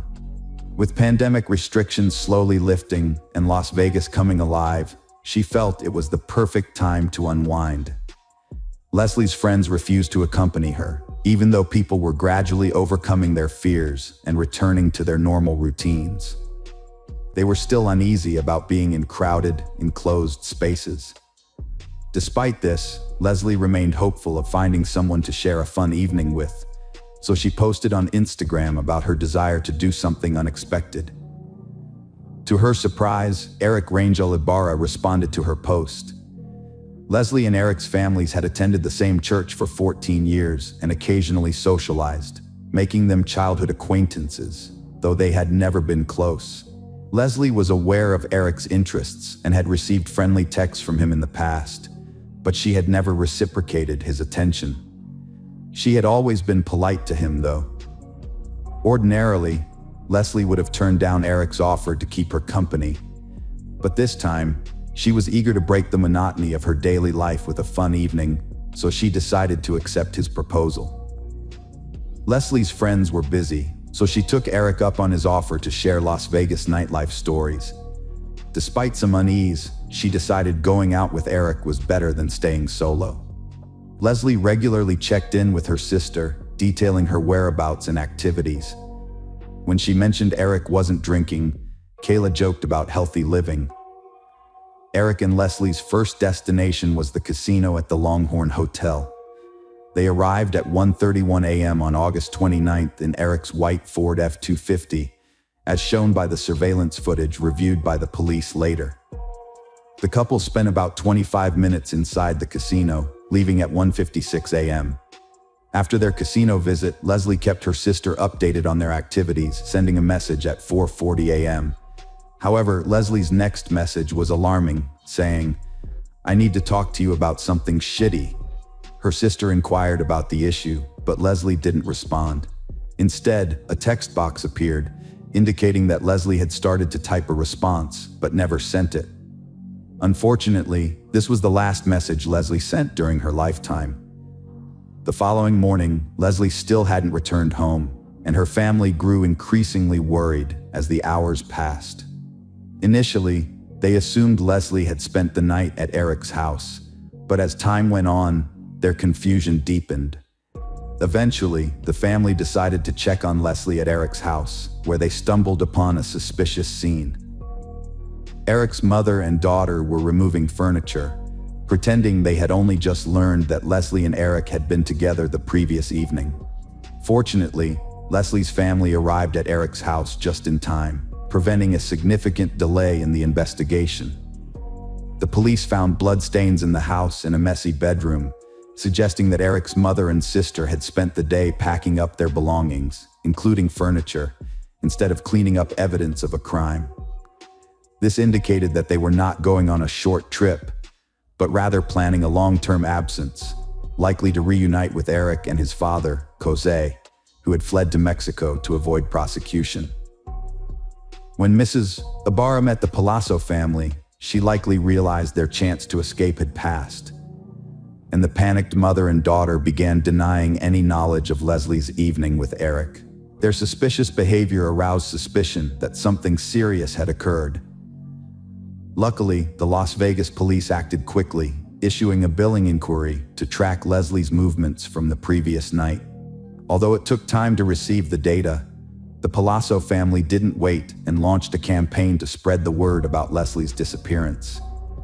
The community responded, sharing the information on social media, and surprisingly, many people, including Eric's mom, showed they cared.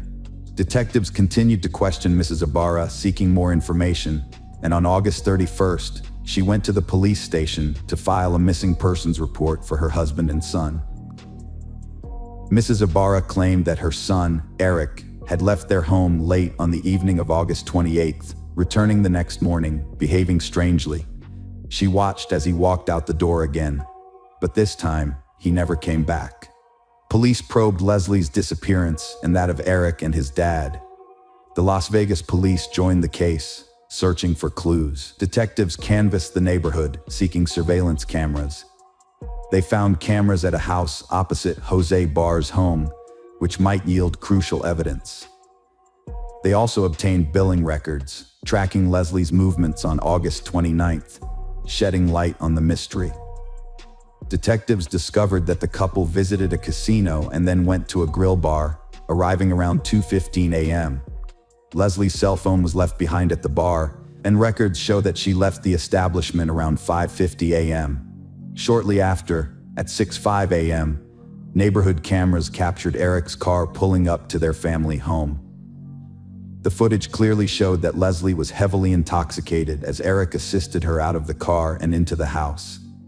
Later at 7:25 a.m., Eric and his father Jose were seen carrying Leslie's body, wrapped in a sheet, out of the house and placing it in the trunk of the car. Eric then drove away, while Jose hosed down the driveway to their house. This suggested that Eric and Jose were not missing persons, but rather fugitives trying to avoid justice. After reviewing the footage, police obtained a search warrant for Eric's home, leading to the discovery of additional evidence indicating that Leslie did not leave the house voluntarily. The house had been cleaned with strong cleaning products in an attempt to conceal evidence, and latex gloves and trash bags were also found. Furthermore, traces of blood were discovered on the floor and bed in Eric's room, strongly suggesting an assault. Without DNA testing, it was evident to investigators that the blood belonged to Leslie. From that point on, the search for Leslie Palau focused on finding her body. Meanwhile, Eric and Jose were reported missing, and investigators worked to identify suspects. The Palacio family, shaken by the events, also took action. Roselia, Leslie's mother, reached out to the church community for help in searching for her daughter's body. As a result, search volunteers, flyers, and posters featuring Leslie's photo and images of Eric and Jose began circulating on social media, in newspapers, and on street poles. The family appealed to the public to assist in finding the two men involved in Leslie's death. The first significant breakthrough in the investigation came when a license plate reader detected Eric's car just 6 miles from his home at 10 a.m., about 4 hours after Leslie's alleged murder. This discovery led investigators to believe that the body might be hidden within a 4-hour drive from Eric's home, possibly on the Nevada-Arizona border or in the Charleston Peak area. This was still a vast region, and detectives were eager for any additional information that could help them pinpoint a more specific location. Once again, luck was on their side when a gas station 40 miles north of Las Vegas captured footage of Eric's car pulling off the highway toward the Valley of Fire National Park. 20 minutes later, the car reappeared with muddy tires. This discovery narrowed the search area and indicated that the body was likely to be found within 20 miles of the gas station. The presence of mud on the tires suggested that Eric had driven off the road at some point. Detectives searched the area, and on September 9th, during a second search, they found Leslie Palau's body hidden behind a bush. News outlets immediately broke the story. The body of 22-year-old Leslie Palacio had been found near the Valley of Fire 11 days after she went missing. A reporter joined the broadcast, providing additional details about the prime suspect, 25-year-old Eric Rangel Ibarra. The Valley of Fire, where the body was found, is known for its extremely hot climate, which led to rapid decomposition of the remains. As a result, forensic experts were unable to determine the exact cause of death. Locals were horrified and fearful after Leslie's death, with some becoming too afraid to venture outside due to the constant thoughts of the notorious criminals involved in the murder. The day after Leslie's body was found, September 10th, a large crowd comprising friends, relatives, neighbors, and local residents gathered to pay their respects to her memory. They took the candles used in the nightly vigil and placed them in front of her house, expressing their desire for the perpetrator to face justice for his heinous act. At this point, the quest for justice was far from over. A major breakthrough in the case came when Eric's car was spotted in Moreno Valley, California. This led police to contact Eric's cousin, who revealed that he had driven Jose and his son to San Pedro, where they intended to cross the border into Mexico. The Las Vegas Police Department requested the FBI's assistance due to jurisdictional issues they couldn't resolve on their own. Although the investigation slowed down in January 2021, there was a significant development months after the girls' remains were discovered. Eric's father, Jose, turned himself in at the border, bringing relief that at least one fugitive was now in custody. Jose was quickly extradited back to Clark County, where he was charged with destroying evidence and being an accessory to murder. During questioning, Jose attempted to downplay his role in the crime, citing his son's strange behavior on the morning of August 29th as the reason for their trip to Mexico. However, investigators presented surveillance video footage that contradicted his false claims, clearly showing him helping to carry Leslie's body out of the house and washing the driveway. Jose altered his testimony when confronted with the evidence. According to his revised account, he was working in the garage when Eric arrived with Leslie's body, wrapped in a sheet. Jose claimed he panicked and helped his son load the body into the truck, believing Leslie had died from a drug overdose due to the lack of visible injuries. Initially, Jose told police that Eric had stated Leslie died from a drug overdose. Jose also recalled that Eric had suicidal thoughts and, as a concerned father, decided to take him to Mexico. When questioned about Eric's current location, Jose explained that after crossing into Mexico and boarding a bus, they were searched by Mexican authorities. Feeling frightened, they decided to separate, thinking it would be harder for authorities to track them down. As a result, Jose was willing to cooperate with the investigation, but genuinely had no idea where his son was. On June 18, 2021, Jose pleaded guilty to destroying evidence and being an accessory to murder. Despite the heinous nature of his crimes, he was sentenced to just 2 years at the Clark County Detention Center, a decision that shocked and outraged the community. The Palcio family was particularly appalled by the lenient sentence, which they considered unfair. During the sentencing hearing, Jose participated virtually, while Leslie's family and friends attended in person. They implored the judge to impose a harsher sentence, arguing that 2 years was insufficient punishment for an accessory to murder who had helped dispose of the body and conceal the perpetrator. Jose apologized to the Palcio family, stating that his love for his son had outweighed his moral obligations. He expressed remorse for his actions, but the Palcio family rejected his apology, citing that Eric's whereabouts remain unknown to this day, and he continues to live freely in Mexico. Jose was released from detention on April 28, 2022. Ofalia Markarian, the Palcio family's attorney and representative, is outraged over the glaring injustice in the handling of Leslie's murder case. Despite the primary suspect remaining at large, the individual who aided in covering up the crime has been released from custody after serving a mere 8 months and 15 days over the past 3 years. The Palcio family is still awaiting justice, and Leslie's story highlights the flaws in the justice system, sparking concerns about the fairness of handling serious crimes. The family is determined to push for legal reform in Nevada, advocating for those involved in the murder to face longer prison sentences than 2 years. They hope the perpetrator will be found and prosecuted in the United States, where they will receive the punishment they deserve. Through media interviews, Ofalia Markarian is making a direct appeal to anyone with information about Eric's whereabouts in Mexico, urging them to come forward so the Palcio family can finally receive some measure of justice. Hello friends, welcome to our channel. Today we're going to take a look at another horrible case with you, the case of the Winkler family. On March 22, 2006, the small town of Selmer, Tennessee was shaken when it received terrible news. 31-year-old Pastor Matthew Winkler was brutally murdered in his own home, and his wife Mary and their 3 daughters, 8-year-old Patricia, 6-year-old Mary Eliza, and 1-year-old Brianna, vanished without a trace. That evening, Matthew failed to attend the Church of Christ service with his family, which was out of character for the responsible pastor, who always informed others if he needed to miss an event. What's more, none of the family members answered their phone, which added to the growing unease. Concerned community members decided to visit the Winklers' residence to investigate and offer help if needed.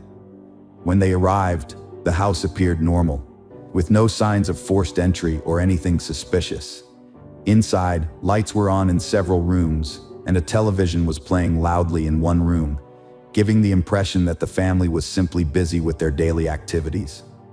The front door was locked, and despite knocking, no one responded. Phone calls also went unanswered. Through the curtained windows, it was impossible to determine if anyone was inside or what was happening. Although the situation was extremely unusual, no one was eager to contact the police. Instead, a community elder was called, and they advised searching for a spare key to let themselves in. An hour and a half later, community members finally entered the house and discovered an unsettling scene. Everything inside was in order, with no signs of intrusion, but the owners were missing. The scene seemed normal until they entered the master bedroom, where they found the pastor's lifeless body lying on the floor in a pool of blood. A massive gunshot wound in his back had caused blood to spatter everywhere, and dried blood foam covered his face. The body had already gone cold and stiff, indicating that Matthew had likely been killed that morning, as he was still dressed in his pajamas. The police conducted a forensic examination of the body and determined that the pastor was killed by a single shot to the back from a large caliber weapon. He died shortly after being wounded due to massive blood loss and was unable to call for help. It was impossible to establish whether any strangers were in the house at the time of the murder, as the people who arrived before the police had destroyed all evidence. The crime scene was unusual, and those who could provide information about what happened had disappeared. The fate of the pastor's wife and daughters remained unknown. The police suspected that they might have been kidnapped or also killed. In addition, the family minivan, a Winkler, was missing from the garage. A massive search was launched, and the state issued a yellow alert, which meant that children were missing. All citizens were asked to be vigilant and assist in the search. Matthew Brian Winkler was born on November 21, 1974, in Henderson, Tennessee, a picturesque country town. As the youngest of three sons, he grew up with his brothers James and Daniel in a conservative Christian family. Their parents, Dan and Diane Winkler, were very religious and raised their sons in a strict and obedient environment. Notably, Matthew followed in the footsteps of his ancestors, becoming a minister in the fifth generation. His father, great-uncle Michael, grandfather Wendell, great-grandfather Merlin Winkler, and great-great-grandfather Merlin Paul Winkler Sr. were all preachers of the gospel at some point. His father, who ran the local preachers' school, was a respected and influential figure in their hometown.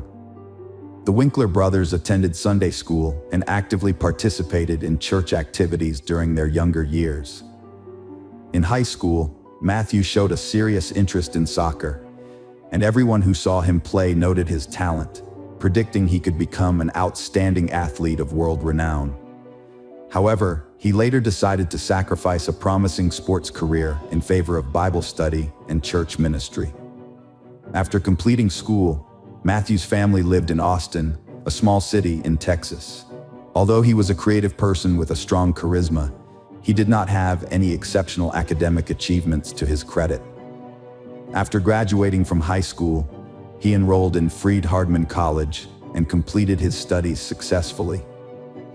While pursuing his college education, Matthew also started his ministerial career under his father's guidance.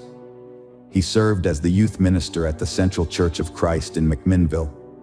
Later, he was appointed to the preaching position at the 4th Street Church of Christ in Selmer, Tennessee.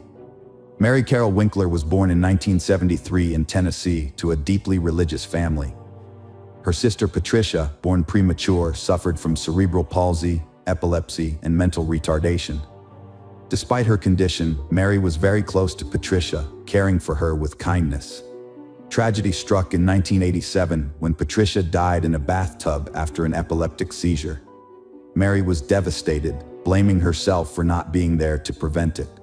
Teachers were concerned about Mary's well-being due to her deplorable state, so they sent her to see the school psychologist, who provided her with help. However, when her father found out, he caused a scene and prohibited his daughter from continuing the sessions, insisting that family issues should only be discussed within the family. In reality, Mary never received genuine emotional support from her parents. As a result, Mary grew up to be modest and extremely shy, always trying to avoid conflicts. After the tragic death of her little sister, Mary became withdrawn. Because her father refused to let her seek professional help, the unresolved trauma accumulated over the years, ultimately leading to severe psychological problems. Following Patricia's death, Mary's parents decided to adopt Charlotte, a young girl from a troubled and large family. Soon they were also granted custody of Charlotte's two brothers and sister, and the siblings were reunited in their new home. Mary once again took on the role of the older sister, caring for the younger children and assisting her mother. Matthew and Mary Winkler met shortly after Matthew's high school graduation. Despite his popularity among girls due to his athletic build and handsome features, Matthew's strict religious upbringing kept him from getting too caught up in romantic entanglements. They quickly developed a strong connection, which soon blossomed into a deep love for each other. This was the first intense emotional experience for both of them, and after a few months, they introduced each other to their parents. With their parents' blessing, they began making wedding plans. They tied the knot in April 1994. When their first child, Patricia, was born, Matthew was still in college and had to take a temporary break from his studies. He got a job at a construction site, but didn't last long due to his inability to cope with the physical demands. During this period, Matthew's volatile personality began to emerge. He would often get irritable and angry over small things, and sometimes struggled to control his temper. However, Mary chose not to complain or share their family issues with others. As a meek and obedient young woman, raised in a patriarchal environment, she followed her husband's lead in every aspect. At first, Mary's family lived close to her parents' house, allowing her to visit them often. However, Mrs. Freeman, Mary's mother, was soon diagnosed with cancer, which progressed rapidly and took her life within a few months. This was another devastating blow for Mary, who was left to care for her younger siblings. To make matters worse, Mary was pregnant again at the time. Shortly after giving birth to her second daughter, the family relocated to a new city, where they purchased a small house of their own. After the move, Mary became fully devoted to caring for her newborn, and as a result, her relationships with her father and younger siblings began to deteriorate as they required constant attention. Furthermore, Mary struggled with severe postpartum depression. Everyone familiar with the Winkler family noticed Mary's peculiarities. She was introverted and even socially anxious, avoiding interaction with others. Forming new connections, let alone friendships, was a struggle for her. Her mood would shift frequently, and she was prone to melancholy, with even the smallest thing capable of moving her to tears. As Matthew's pastor career advanced, Mary became increasingly withdrawn. The situation grew more complicated when she became pregnant again, only to learn months later that the fetus had died. This devastating news deeply disturbed Mary, who had been eagerly anticipating the child and dreaming of a large, loving family. It took 2 years for her to see the long-awaited positive pregnancy test, and her joy was overwhelming. However, this time around, Mary concealed her pregnancy for a long time, as if fearful of something. Mrs. Winkler's strange behavior stemmed from childhood trauma and an unhealthy upbringing. Her husband, the family head, was authoritarian, demanding obedience. Behind the facade of a perfect couple, he was violent, often yelling at her without reason. The rumors of the pastor's cruelty spread after Mary appeared with a black eye. Matthew's urge for role-playing and adult toys clashed with Mary's conservative upbringing. She resisted, enraging him, and he tried to force his desires. After abuse, Mary confided in a friend who betrayed her trust, fueling rumors about the clergyman's behavior. Matthew was denied a church leadership promotion and forced to step down from teaching Sunday school due to unfavorable rumors about his personal preferences. His family had to relocate to a new city, where they started fresh. In Selmer, Matthew became a pastor again, and his wife took a part-time job. Despite challenges, they earned the admiration and respect of their community, seen as an exemplary couple and model family. The Winkler family and their neighbors became close friends, often visiting and sharing holidays. Months before the tragedy, Mary bragged about her husband buying a gun for self-defense and taking her to the shooting range. She learned quickly and accurately hit targets. It came out that the Winklers already had guns at home, bought by the pastor for self-defense, which puzzled the guests since they lived in a peaceful town with no enemies. After another move, the couple's financial situation became precarious. Mary sought out various part-time jobs and decided to pursue a medical degree, aiming to work in a clinic and help children in need. However, she soon turned to financial fraud to improve their family's financial standing. Mary later claimed she didn't realize her actions were illegal and intended to pay back the money once she got back on her feet. What Mary did is commonly known as artificially inflating account balances.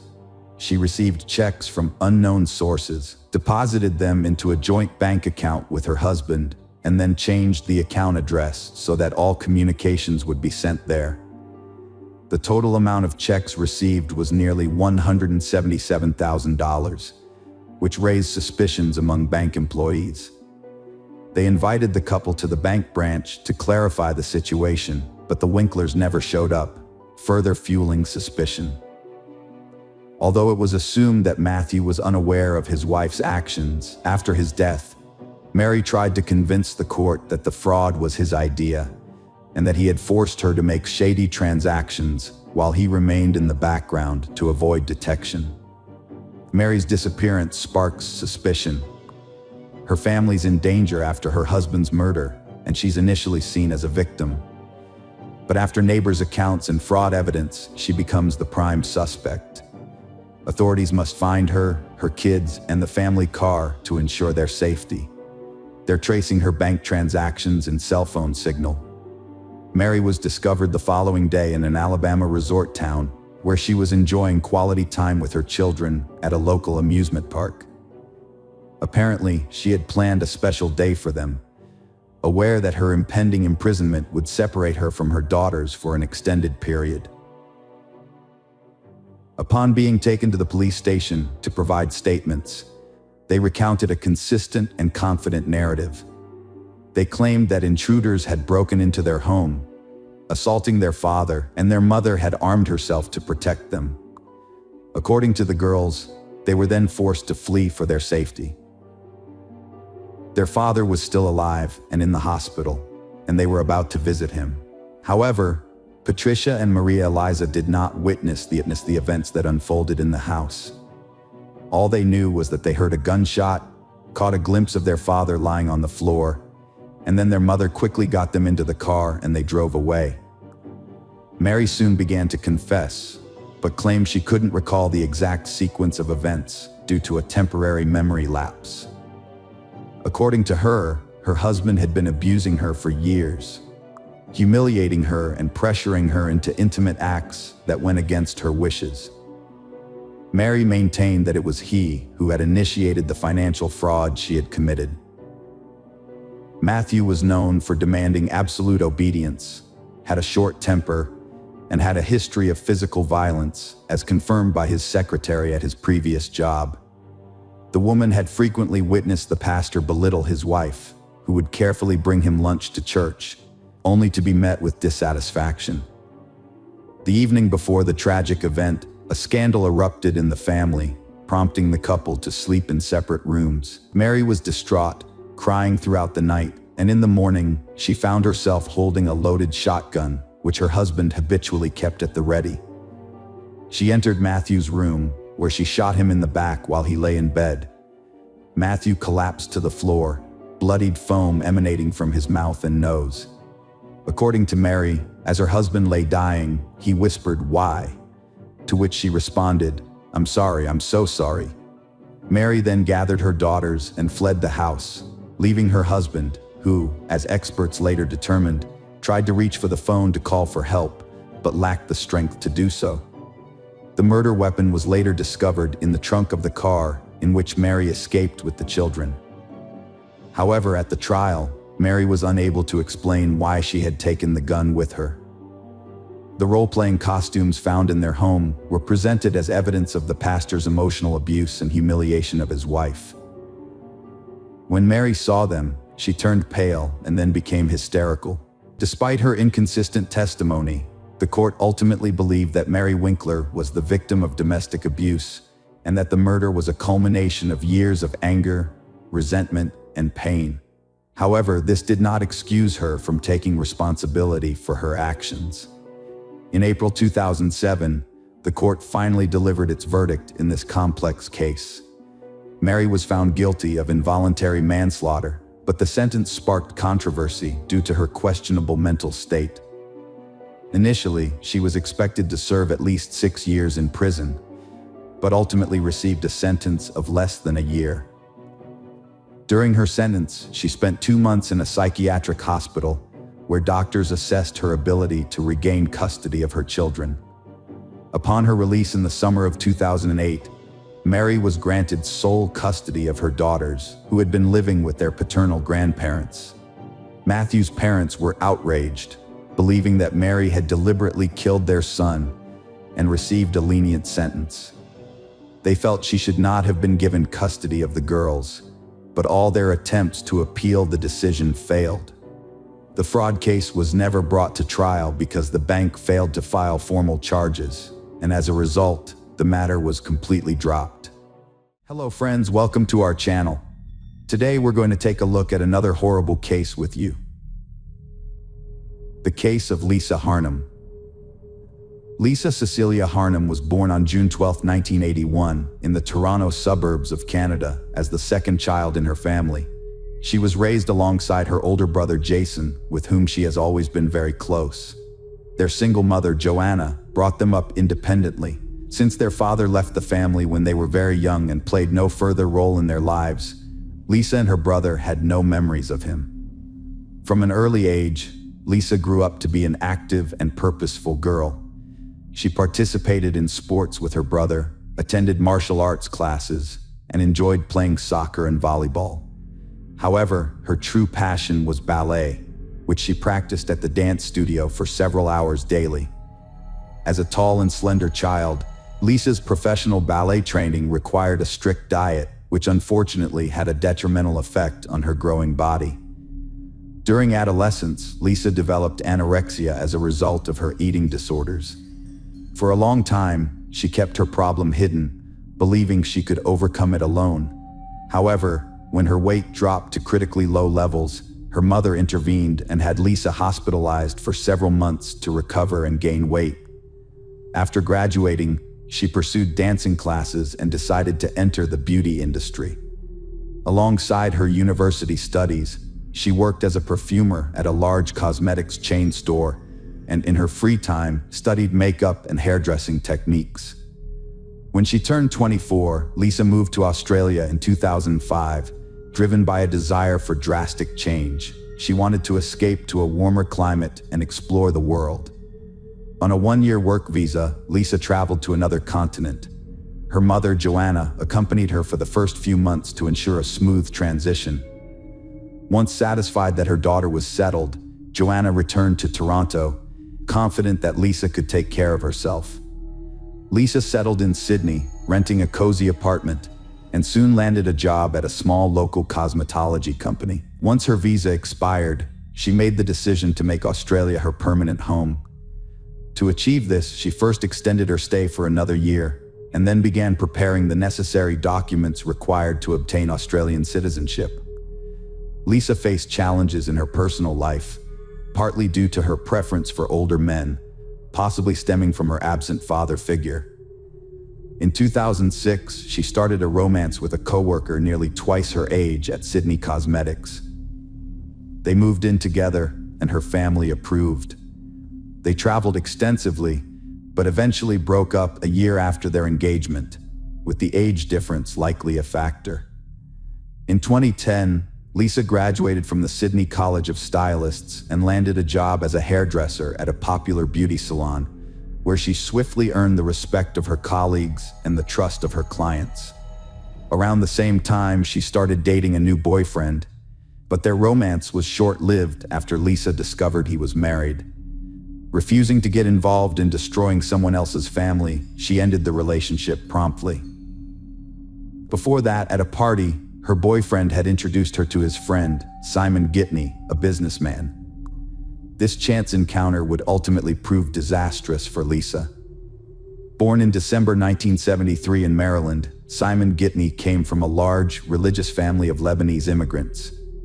Raised alongside 5 siblings in a strict, obedient household, Simon struggled to control his emotions and anger from a young age. He was possessive, intolerant of rejection, and prone to violent outbursts, which eventually led to serious legal troubles. At 18, Simon McKinley was first incarcerated for harassing his ex-girlfriend at her workplace. The store owner intervened, but Simon returned with friends, assaulted the owner, and was subsequently arrested. Due to good behavior, he only served a few months before being released on bail. 3 years later, Simon was arrested again, this time for theft. He resisted arrest, engaged in a violent struggle, and bit off a policeman's earlobe. Although he faced a severe prison sentence, the pastor of the Lebanese Christian church, which his family belonged to, intervened on his behalf. As a result, Simon served only a year and a half in prison. In 2000, Simon was arrested for drugs. He served 2 years of a 4-year sentence. After his release, Simon transformed his life. He co-founded a luxury shoe business, invested in real estate and a premium car, and hid his criminal past from others. Simon and Lisa exchanged numbers at a party and started chatting. When Lisa complained about her living situation, Simon offered her a free room in his apartment while she looked for a new place. Despite her mom's concerns, Lisa moved in, thinking Simon might be gay due to his appearance and piercings. They lived separately for months, but grew closer over time, and a romance blossomed. Simon, 37, and Lisa, 28, were a couple. To Lisa, Simon seemed like a charming prince from a fairy tale. He was outgoing, cheerful, and lavished his love with gifts and surprises. They went everywhere together, including the elite sports club, which Simon had been attending for years. Lisa thought she had found her soulmate and would live happily ever after with him. She couldn't stop talking about him to her mom, brother, and friends, unaware that their fairy tale was about to come to an end. Simon's behavior changed 6 months in, but Lisa didn't notice. He distanced her from friends and family, erased her boundaries, and tried to control her views and tastes. He convinced her to quit her job at a beauty salon where she was happy by throwing a scene and forcing her resignation. A month and a half after that, the couple relocated to a luxurious 15th floor apartment in an elite residential complex. Unbeknownst to Lisa, the apartment was heavily equipped with hidden surveillance cameras. Simon gifted Lisa an expensive smartphone and laptop, pre-installed with spyware that enabled him to monitor her messages, emails, and calls, as well as track her every move. He also gained access to her social media accounts, giving him the power to delete friends, posts, and photos at will. Catani's control over Lisa's life intensified daily, but he cleverly made it seem as though Lisa was voluntarily complying with his demands. He had invaded every aspect of her life, eliminating any semblance of privacy. Catani dictated Lisa's appearance, forbidding her from wearing makeup, claiming it made her look tacky, and instead bought her dull gray and black clothing, discarding her old outfits as too revealing. He restricted her movements, only allowing her to leave the apartment accompanied by him, and solely visiting places of his choice. He even banned her from going to the gym, instead purchasing expensive exercise machines, citing that she could now work out from home. Lisa's social media friend lists were shrinking daily, and Ghani finally convinced her to delete her accounts.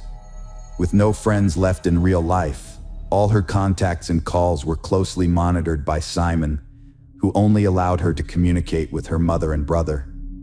During her last visit home in December 2010, Lisa decided to fly to Canada to spend Christmas with her family. Simon had planned to accompany her, but his urgent business matters prevented him from doing so. Despite initial reservations, he eventually agreed to let her travel alone, provided she adhered to his strict rules and conditions. When Lisa arrived, Jason and Joanna were astonished by the drastic changes they saw in her. She was a shadow of her former bright and cheerful self, now devoid of makeup, with her luxurious hair hidden under a headdress and dressed in unflattering all-black attire. However, it was the internal changes that were truly alarming. Lisa would flinch at every phone ring, instantly grabbing the receiver, as per Simon's instruction to answer calls immediately, regardless of the time or her activities. During her stay at her mother's house, Lisa refused to see friends and rarely ventured out. Joanna was shocked by her daughter Lisa's behavior and decided to talk to her. Lisa broke down, revealing that Simon controls her life, tracking her every move and restricting her freedom. He doesn't let her work, see friends, or pursue hobbies. Joanna was horrified, urging Lisa to stay in Canada, but Lisa insisted she loved Simon and believed he'd eventually calm down. Despite her family's pleas to stay, Lisa decided to move back to Australia to be with Simon, disregarding their warnings that the relationship was unhealthy. She reassured her mother that everything would be fine, saying Simon loved her and wouldn't harm her. However, after her return, the situation deteriorated significantly. Simon restricted her from leaving the apartment, and when they went out together, he demanded that she keep her eyes fixed on her feet, avoiding eye contact with other men. Moreover, he started calling her Cecilia, her second name, as he believed it was more respectable. In the spring of 2011, Lisa started complaining about pain in her leg, an old injury from her youth when she took ballet classes. Instead of taking her to the hospital, Ghani hired a female physical therapist to give Lisa massages 3 times a week at their home. The therapist soon became Lisa's closest friend and confidant, and Lisa openly shared her concerns about her difficult situation with her. On June 12th, Simon organized a birthday party for Lisa at the most expensive restaurant in Sydney, but the guest list only included his relatives and close friends. Lisa wasn't allowed to invite anyone she wanted, making it an isolating celebration. At the end of the evening, Simon proposed to Lisa by putting a ring on her finger. She accepted, but her tears were not of happiness. Instead, they were tears of desperation and hopelessness, noticeable to everyone present. Back home, Lisa called her mother and tearfully shared the news of her engagement. However, her mother, Joanna, was not pleased with the announcement. She tried to convince Lisa to end the relationship and return to Canada as soon as possible. Lisa asked her mother to avoid discussing this over the phone, as she had already realized that her fiancé, Simon, was eavesdropping on their conversations. Lisa attempted to focus on the upcoming wedding and started making plans. When she tried to discuss the details with Simon, he curtly dismissed her, informing her that he would select the venue, choose her dress, and create the guest list. Lisa felt utterly powerless, having no say in the matter. During a subsequent physiotherapy session, Lisa confessed that she couldn't continue like this, but felt trapped because Simon refused to let her go. The physiotherapist and Lisa devised a plan. At each session, Lisa would secretly pass some of her belongings to the therapist for safekeeping, all while ensuring Simon remained unaware of her actions. On July 28th, Simon rushed out of the house, leaving his laptop behind, which was unusual for him since he always carried it with him. Lisa seized the opportunity to investigate, and her worst suspicions were confirmed. She discovered a spyware program on the laptop, which Simon had used to obtain all her phone data and recordings of her conversations with her mother. Even more disturbingly, she found surveillance footage from the security cameras installed in every room of their apartment. On the same day, Lisa used her physical therapist's phone to call her mother and begged her to take the next available flight to come and rescue her from the apartment. However, Joanna couldn't drop everything immediately. She needed time to arrange a shift swap with a colleague. In hindsight, Joanna would always regret this delay. Back home, Simon quickly realized that his fiancée had discovered the spyware on his laptop. Lisa broke down in tears, trying to understand why Simon would do such a thing, but he justified his actions by claiming they were for her own good. On July 29th, an intense conversation took place between the young couple, a recording of which would later be presented in court. Lisa was overcome with emotion and asked to leave, but Simon remained calm and assured her that this would never happen, suggesting that she was suffering from mental health issues. On the morning of July 30th, 2011, Lisa woke up early, got dressed, and gathered her important documents and belongings in her purse. She locked herself in the bathroom and made a final phone call to her mother, warning her that if anything bad happened to her, it would be Simon's fault. It seemed Lisa was attempting to sneak out of the apartment while Simon slept, but unfortunately she was unsuccessful. What happened next is unclear, but according to neighbors, they heard a scream in the hallway. However, before they could react, the noise abruptly stopped, and exactly a minute later, a young woman fell to her death from the 15th floor balcony. Passers-by on the street also heard the scream and saw the body falling from a great height, but they didn't have time to understand what was happening. A man walking his dog that morning, who was closest to the scene, heard a noise and looked up. He saw a man holding something large, which he then threw down. When people arrived at the scene, they found a young woman lying on the ground, but despite their efforts, they couldn't help her. She died instantly, having suffered severe injuries. 3 minutes later, Ghani, still in his pajamas, ran out into the street, crying and saying he didn't know how he was going to live without his fiancée, claiming he hadn't caught her in time. At first, it seemed like an accident, but Ghani quickly claimed that his fiancée had intentionally ended her life. A note found in his pocket and a disturbing video suggested that something strange was going on. After the body was taken to the morgue and examined, a torn note was found in different pockets with the message, "There are cameras everywhere in the apartment." It's likely Lisa was afraid Simon would discover the note, so she ripped it into small pieces and scattered them among her pockets. An investigation revealed that indeed, multiple cameras were installed in the apartment, but the hard drive containing the recordings was nowhere to be found. Simon claimed that there were no video recordings at all. However, a surveillance camera in the communal hallway caught a disturbing scene. The short footage shows Lisa fleeing the apartment and calling for help, but Simon grabs her from behind, covers her mouth, and drags her back inside. This incident occurred just a minute before she fell off the balcony, and it was the scream that the neighbors heard. Ghani's laptop contained a recording of a conversation between Ghani and Lisa from the night before the tragedy, as well as spyware that Simon used to monitor his fiancée's activities. Simon claimed that he and Lisa had an argument that morning, during which she became hysterical and ran out into the hallway, screaming. He said he managed to bring her back inside because he didn't want to attract the attention of their neighbors.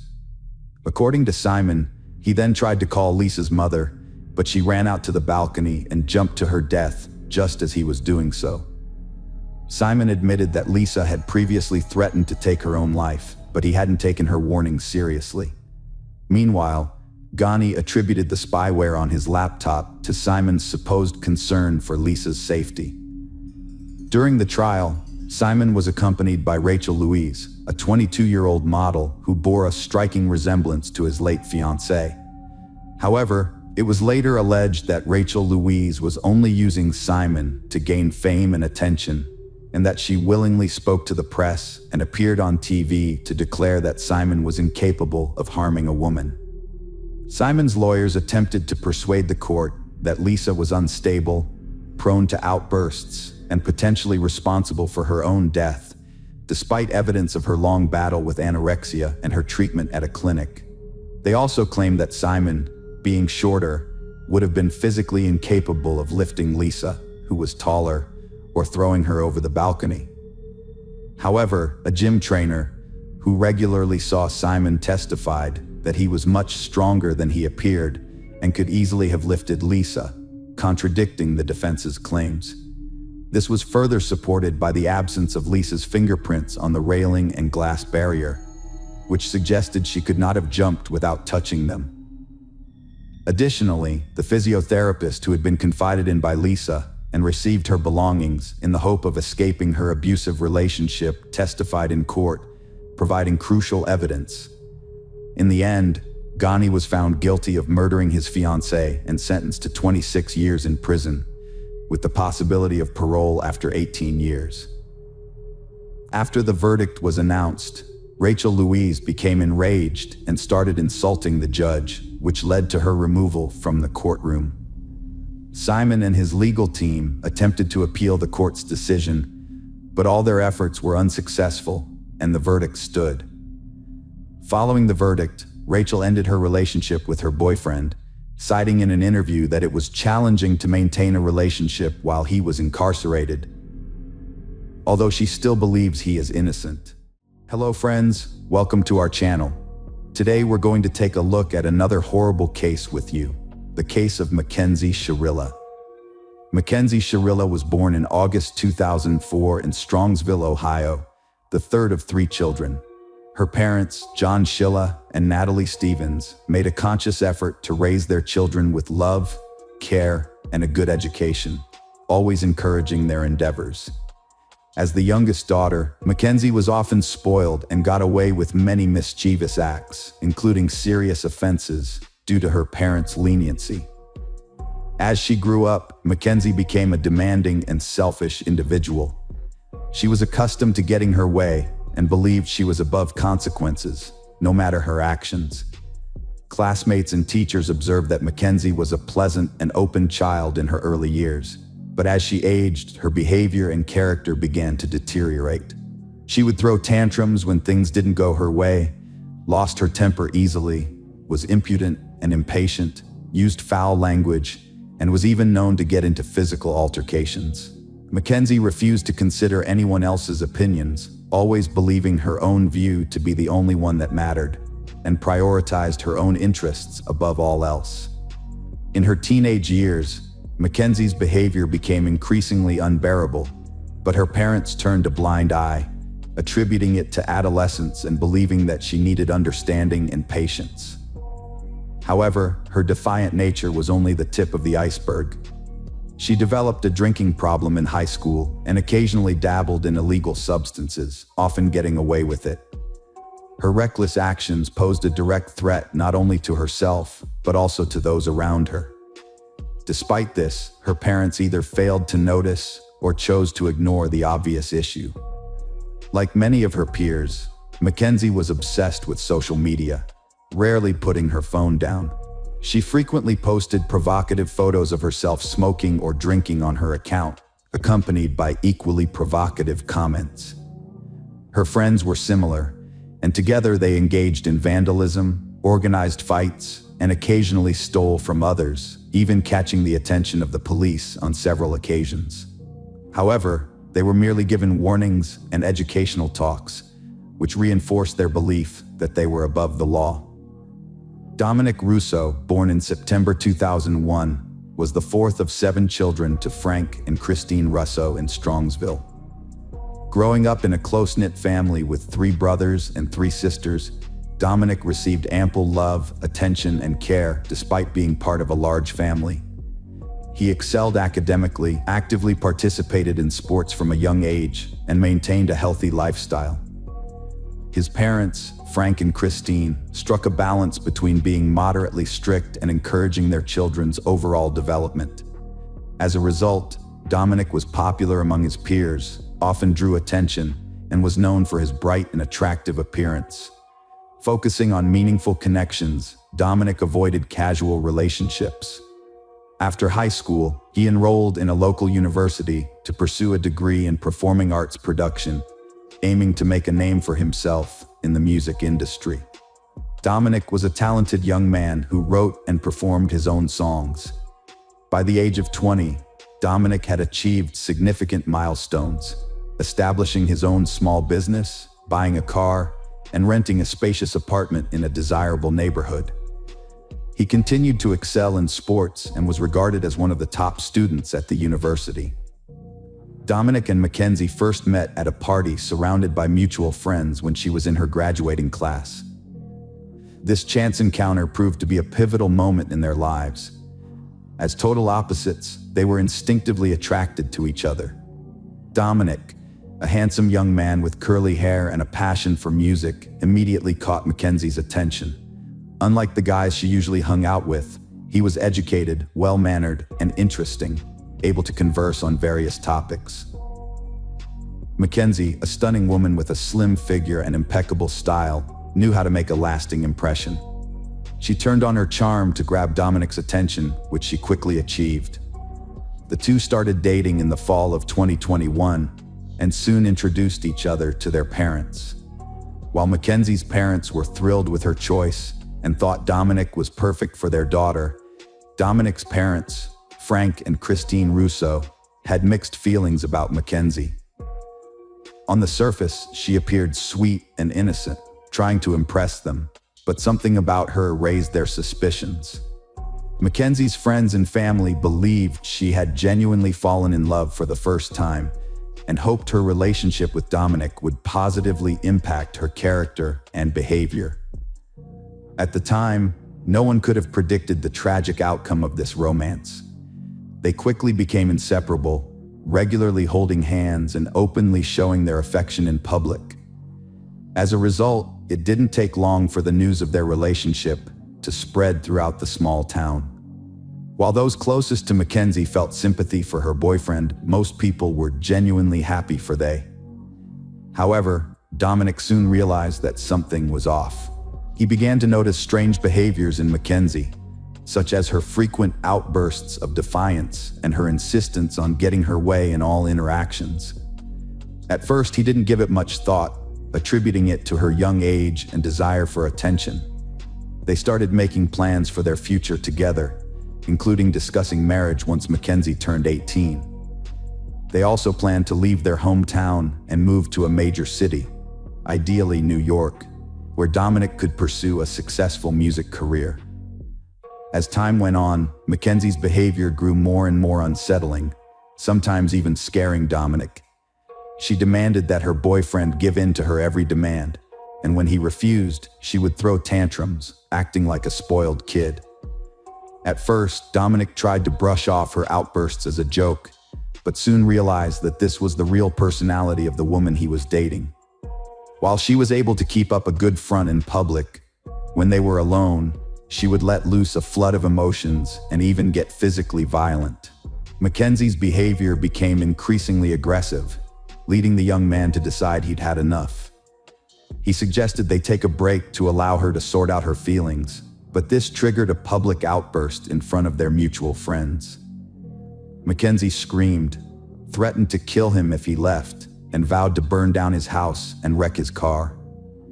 However, this dramatic display only reinforced his conviction that ending their toxic relationship was the right decision. Despite this, Mackenzie was determined to hold on to her boyfriend. She continued to call him, inviting him to parties and posting photos of them on social media with declarations of love. When Dominic made it clear that everything was over, she flew into a rage. Mackenzie began showing up at his house almost daily, yelling insults and threats under his windows. She called him from different numbers, left messages on his answering machine, and sent emails and social media posts. One moment, she'd swear her love and offer to start anew. The next, she'd descend into insults and threats once again. Dominic was utterly bewildered by Mackenzie's behavior, which he had never experienced before. He attempted to engage in conversation with her, ignoring her, and even recording her aggressive outbursts on his phone. However, Mackenzie's conduct escalated to the point where she would publicly confront Dominic, screaming and insulting him in front of bystanders. This turned his life into a living hell, but he still held on to the hope that with time, she would lose interest and move on to someone else. One day, in the presence of witnesses, Mackenzie brazenly declared that killing Dominic would be easier than letting him go. She threatened that if he didn't return to her, no one else would have him, and she would take care of it. Although Dominic didn't take her threats seriously, those around him recognized that Mackenzie was dead serious. The schoolgirl frequently issuing menace included promises to physically assault him, run him over with a car, kidnap him and drive off a cliff, or stop the car on train tracks in front of an oncoming train. Each sinister scenario was described in vivid detail, as if Mackenzie had meticulously planned it and was waiting for the perfect moment to execute it. Mackenzie realized that threatening and insulting Dominic wasn't getting him back, but rather pushing him away. So she changed her approach. She became sweet and charming once more, stopped pressuring and harassing him, and pretended to have learned from her mistakes, wanting to improve herself for the better. She brought up the upcoming university enrollment, asking for his help in choosing a university, and even claimed to be worried about her final exams. Dominic was pleasantly surprised by these changes and, despite everything, still had feelings for his former girlfriend. He decided to help her with enrollment, simply out of kindness. As a result, they started seeing each other and communicating again. They grew closer over time. Dominic began inviting Mackenzie on dates and sought to spend all his free time with her, believing she had changed, matured, and become more responsible. Without realizing it, he fell in love with her again, and all past grievances were forgotten. This time, however, they didn't rush to announce their reunion to friends and acquaintances.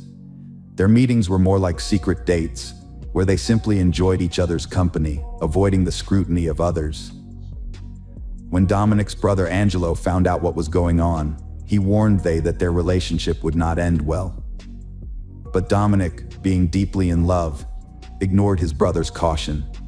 Meanwhile, Mackenzie, who was obsessed with Dominic, devised a terrifying plan to take revenge on him. She began to fantasize about a high-speed car crash and spent hours driving around the city to find the perfect spot to put her plan into action. Since there were no steep cliffs nearby, she considered targeting a train on the tracks, but eventually decided it was too unreliable. One day, Mackenzie drove into a secluded industrial area with no cameras and very few cars. There, she spotted a massive brick wall, which sparked a new, equally horrific plan in her mind. She decided that if she drove at maximum speed and crashed into the wall, it would be just as sensational as plunging off a cliff. Initially, Mackenzie intended to die alongside Dominic, hoping their tragic story would be told and retold by everyone in the city. She even confided in her best friend, but her friend didn't take her seriously, thinking it was just another empty threat. Mackenzie had made similar claims before, but never followed through. In late July 2022, Mackenzie suggested to her boyfriend Dominic that they attend an upcoming party hosted by their mutual friends, just a week shy of her 18th birthday. The party would be a perfect opportunity for them to have fun, unwind, and publicly showcase their rekindled romance. Dominic agreed, still trusting Mackenzie's sincerity and intentions. The party took place on Saturday, July 30th. Mackenzie and Dominic arrived hand in hand, immediately drawing attention from the other guests. They looked happy, smiled, and openly displayed their affection for each other. Their friends were genuinely delighted with their reunion, noting that they made a lovely and harmonious couple. Throughout the evening and night, the young pair had a blast, happily took photos, and unhesitatingly kissed in front of everyone. Little did anyone know, this joyful celebration would soon turn into a devastating tragedy. Like the other partygoers, they had a few drinks, but Mackenzie secretly took an illegal drug to boost her courage and avoid getting cold feet. The next morning, Mackenzie and Dominic bid farewell to their friends and headed to their car, but Dominic's friend Dave requested a ride home. Mackenzie initially objected, citing their own plans, but Dominic saw no issue with giving his friend a lift, not wanting to arouse suspicion or alter their plans. Mackenzie reluctantly agreed, despite her reservations about the change in plans. Mackenzie got behind the wheel, her boyfriend sat in the passenger seat, and her friend sat behind him. With a slow and quiet start, the car pulled away from the party venue and headed onto Main Street. Mackenzie drove cautiously, keeping to the speed limit and avoiding drawing attention to herself. At a stoplight, she came to a halt, even though the road was empty. As her passengers dozed off, Mackenzie reconsidered her plan. She would later claim that she wanted to die in the accident, but this seems unlikely since she had fastened her seatbelt during the last stop, while her passengers remained unbuckled. When the light turned green, she accelerated quickly, taking a sharp turn onto a poorly lit secondary road that led into an industrial area. The guys were caught off guard, seemingly unaware of what was happening. The car sped up to its top speed, but Mackenzie continued to floor it, steering the vehicle straight into a blank brick wall. The crash occurred in the deserted industrial area early Sunday morning, with no witnesses or Good Samaritans to help. However, a woman living on the outskirts, near the accident site, heard the impact and went outside to investigate. She saw smoke and, upon closer inspection, realized that a car had crashed. After the accident, she rushed back inside to call emergency services. About half an hour later, medics arrived at the scene, but unfortunately, the two men in the car had died instantly. The girl driving the car, however, was still alive, thanks to her seatbelt and airbags. Mackenzie was unconscious, with her legs trapped in the wreckage, but she was breathing and had a palpable pulse, giving hope that she would survive. During the rescue process, she occasionally opened her eyes, but seemed unaware of her surroundings. Mackenzie was rushed to the hospital, where doctors diagnosed her with multiple fractures and internal organ damage. Blood tests revealed that she had been under the influence of both alcohol and drugs at the time of the accident. Ironically, the doctor believed that this may have helped prevent her from dying from shock while waiting for help to arrive. The police investigation initially suggested that Mackenzie, while under the influence, might not have realized what she was doing, and perhaps tried to drive through the wall or didn't see any obstacles. This theory was supported by the lack of braking distance. However, Mackenzie was unable to provide further insight as she was unconscious in the intensive care unit following a complex operation. Mackenzie regained consciousness and, overcome with emotion, confessed to the doctor on duty.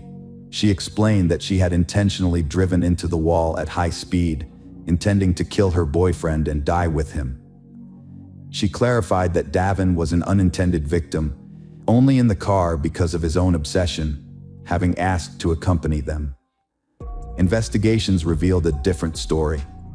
Surveillance footage tracked the initial part of the car's route, showing Mackenzie driving cautiously and following traffic rules, until she suddenly turned onto a road leading to an industrial area. Moreover, evidence emerged that Mackenzie had driven the entire route in both directions several days prior, with her car spotted by at least a dozen witnesses at various times. After leaving the hospital, Mackenzie bounced back quickly and resumed her carefree life.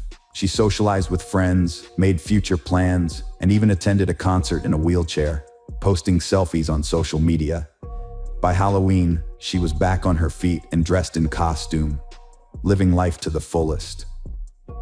Mackenzie was arrested on November 4th, 2022. The investigation took just over 3 months to gather evidence and build a case against her. She was charged with premeditated aggravated double murder and possession of a controlled substance, which was found in her pocket and detected in her blood. During the trial, Mackenzie changed her story multiple times. Initially, she claimed to have suffered a memory lapse, but after a friend testified against her, revealing her plan, Mackenzie shifted her defense, stating she wanted to die with her lover. However, this new claim was quickly disputed, as evidence showed she had worn a seatbelt. On August 21, 2023, the jury found Mackenzie guilty on all charges. Although she was convicted, the court took into account that she was not yet 18 years old at the time of the crime, only 5 days shy of her 18th birthday. As a minor under state law, she was eligible for a more lenient sentence. Mackenzie faced 2 consecutive 15-year sentences without parole for each murder. However, due to her youth, her sentences were allowed to run concurrently, making her eligible for parole in 15 years. At the time of her potential release, Mackenzie will be 33 years old. The court's decision left both sides dissatisfied. The families of the deceased youths announced their intention to appeal for a harsher punishment, while Mackenzie's lawyer felt the sentence was too severe and also appealed.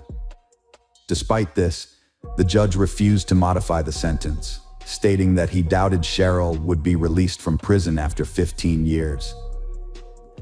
In his view, the defendant had failed to show remorse for her crime, displaying arrogance and even contempt towards the court, and now had ample time to reflect on her heinous act. Hello friends, welcome to our channel.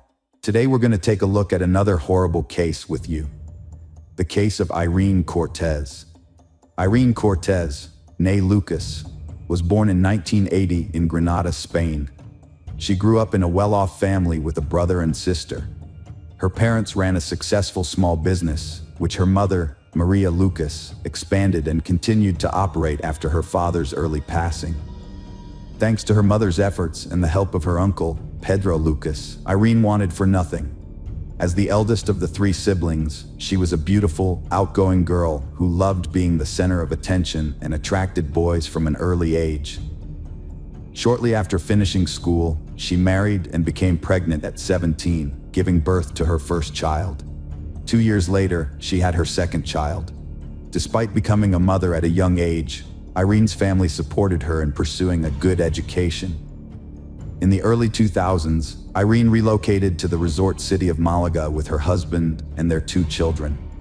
There, she launched an entertainment venue that quickly gained popularity and became profitable. Initially, it was a small disco bar, but it eventually evolved into a full-fledged nightclub in Malaga. They welcomed their 3rd child, and life seemed prosperous and stable. However, tragedy struck when Irene's husband was arrested at the age of 25 and sentenced to 5 years in prison for trafficking illegal substances. Sadly, he lost his life in prison under mysterious circumstances. With her husband gone, Irene was left alone to care for their children. Drawing strength from her own mother, who had single-handedly raised 3 children, Irene was determined to persevere.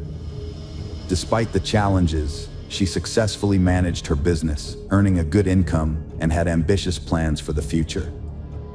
Ferd Saras, born in 1976 in Baronia, Colombia, grew up in a large, impoverished family as the youngest of his siblings. After his parents separated in the early 1990s, he stayed with his mother, while his older siblings became independent.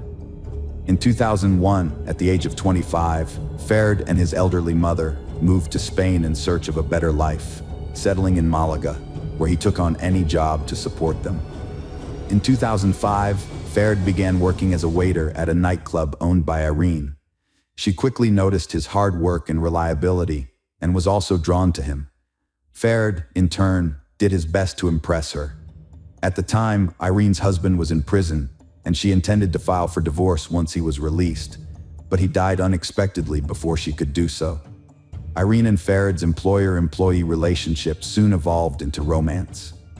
Despite Irene having 3 children from previous relationships, and Ferd's humble background as a waiter who received a salary from her, their relationship blossomed. Within months of starting their relationship, they made the decision to cohabit. They moved into Irene's spacious apartment, and shortly after, Irene became pregnant with Ferd's child. They went on to have 2 children together. Although it is unclear whether they formally got married, Irene retained her first husband's surname, whereas the children she had with Ferd took on the Saras surname. Irene's past repeated itself in 2009 when her husband Ferd was arrested for distributing illegal substances and imprisoned. Just like her first husband, Ferd's imprisonment left Irene alone to care for their 5 children. Although he was sentenced to 3 years, Ferd served only 1.5 years due to good behavior and cooperation with the authorities. During Ferd's imprisonment, Irene found comfort in the arms of another man and lived with him for 1.5 years. However, upon his release, Ferd discovered Irene's infidelity and was understandably furious. He threatened Irene and her lover, even coming close to attacking the man, but narrowly avoided further legal trouble. Ultimately, the situation was resolved peacefully. Ferd chose to forgive Irene for the sake of their children, and they resumed their life together, as if the imprisonment and infidelity had never occurred. Irene's family members had always harbored doubts about Ferd. Her mother and uncle disapproved of their relationship, suspecting that Ferd was only interested in Irene's wealth. Additionally, Irene's older children from her previous marriage never accepted Ferd, whereas the youngest, whom Ferd had raised since the age of 2, saw him as a father figure. In early 2011, Irene's husband Ferd told her he needed to visit his homeland of Colombia because his father was severely ill. Ferd's estranged father had been diagnosed with advanced cancer, and his sister in Barranquilla had informed him of the situation. Irene, who had always wanted to visit Colombia, decided to accompany him. She was eager to meet Ferd's father, whom she had never met, and experience the famous Barranquilla Carnival, which usually takes place in late February. Irene, who hadn't taken a vacation in years due to her dedication to work and raising their 5 children, saw this trip as a much-needed break. They planned a 10-day trip, and Irene's mother and younger sister agreed to take care of her children during that time. Despite her mother Maria Lucas's attempts to dissuade her from the journey due to a bad premonition, Irene ignored her concerns. At the same time, the family faced financial difficulties due to a seasonal downturn in their business. Although Irene had €3,000 in cash saved at home, she discovered that the money had mysteriously disappeared on the eve of their trip, almost canceling their plans. Irene quickly borrowed the necessary funds from her uncle and close friends, booked their flight tickets, and reserved a hotel in the city center, thoroughly preparing for a journey that would tragically be her last. On February 27, 2011, Irene and her partner Ferd arrived in Colombia after an uneventful flight and checked into their hotel. Irene called her mother to reassure her that they had arrived safely. However, 2 days later, Ferd informed Irene's 14-year-old son that his mother had died. At first, Ferd claimed that Irene had died in an accident, but it soon emerged that she had been murdered during a robbery at a bar in the Baronia neighborhood. The case quickly gained widespread media attention in Colombia, with reports suggesting that Irene, a Spanish tourist, had been killed by robbers who had fled the scene, prompting a massive police manhunt. However, the circumstances of the robbery and murder seemed suspicious. The attackers did not appear to have stolen anything, instead shooting Irene in the heart before fleeing in haste. Despite witnessing the shooting, Ferd appeared calm during an interview with journalists, which did not match the image of a grieving widower. The Spanish embassy in Bogotá confirmed Irene's murder and announced that her remains would be repatriated after the necessary investigations. The exact events of the night of March 2nd remain unclear, and authorities are currently pursuing the attackers responsible for the senseless crime.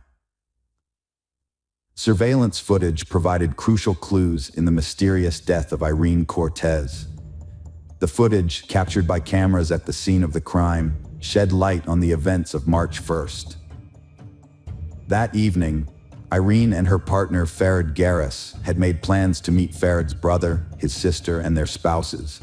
The group of 6 friends spent the day at the carnival, took a stroll around town, and then headed to a local bar for dinner and entertainment, following Farid's suggestion. By 1 a.m., Irene, Ferd, and his relatives were the only customers remaining at the bar. At around 2 a.m., 2 young men, who looked out of place, sat down away from the group. They didn't order anything and seemed uncomfortable, which caught the attention of the bar manager due to their suspicious behavior. Additionally, their youthful appearance prompted the manager to check if they were of legal age to be in the bar. When asked for their IDs, the young men refused to comply, and when told to leave, one of them pulled out a gun, aiming it at the manager. The other man produced a knife, but quickly moved out of the camera's view. The gunman pushed the manager aside and approached Irene's table, announcing that they were being robbed and demanding that they hand over their mobile phones and cash. The man with the knife reappeared, presumably to collect the valuables, while the gunman continued to threaten the group. However, he didn't get a chance to act. Faced with the gunman, Irene was ordered to stand up so that Ferd could be searched. As Irene reached for her purse, the assailant suddenly lunged at her with the hand holding the gun. A shot was fired, striking Irene directly in the chest, causing her to collapse to the floor. The assailants then fled the scene without taking any valuables. Ferd and his brother chased after the robbers, while his sister tried to stop Irene's bleeding, and his brother's wife called the emergency services. Unfortunately, the culprits escaped. The men returned to the bar, trying to aid Irene, but it was too late.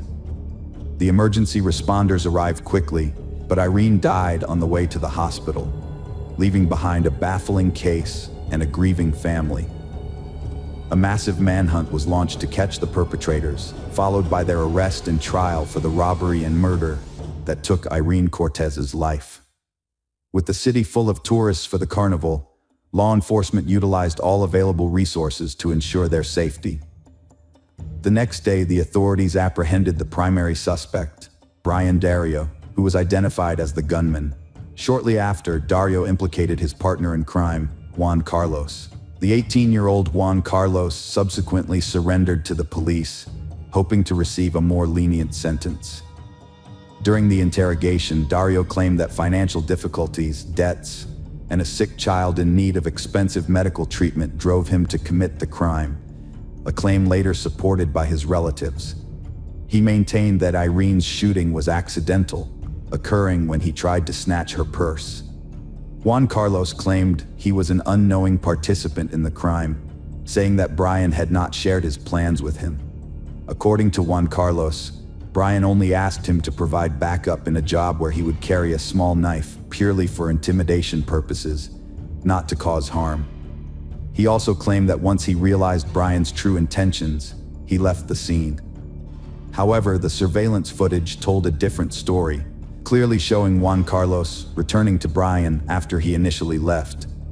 With both Juan Carlos and Brian in police custody and having confessed to the crime, it seemed like the case was closed, and they would soon be facing prison sentences.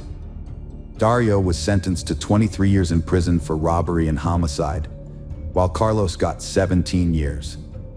However, new evidence pointed to Ferd's involvement, including his wife's family accusing him of masterminding her murder. A private investigator found that Ferd had access to missing €3,000, which may have been used to pay Dario.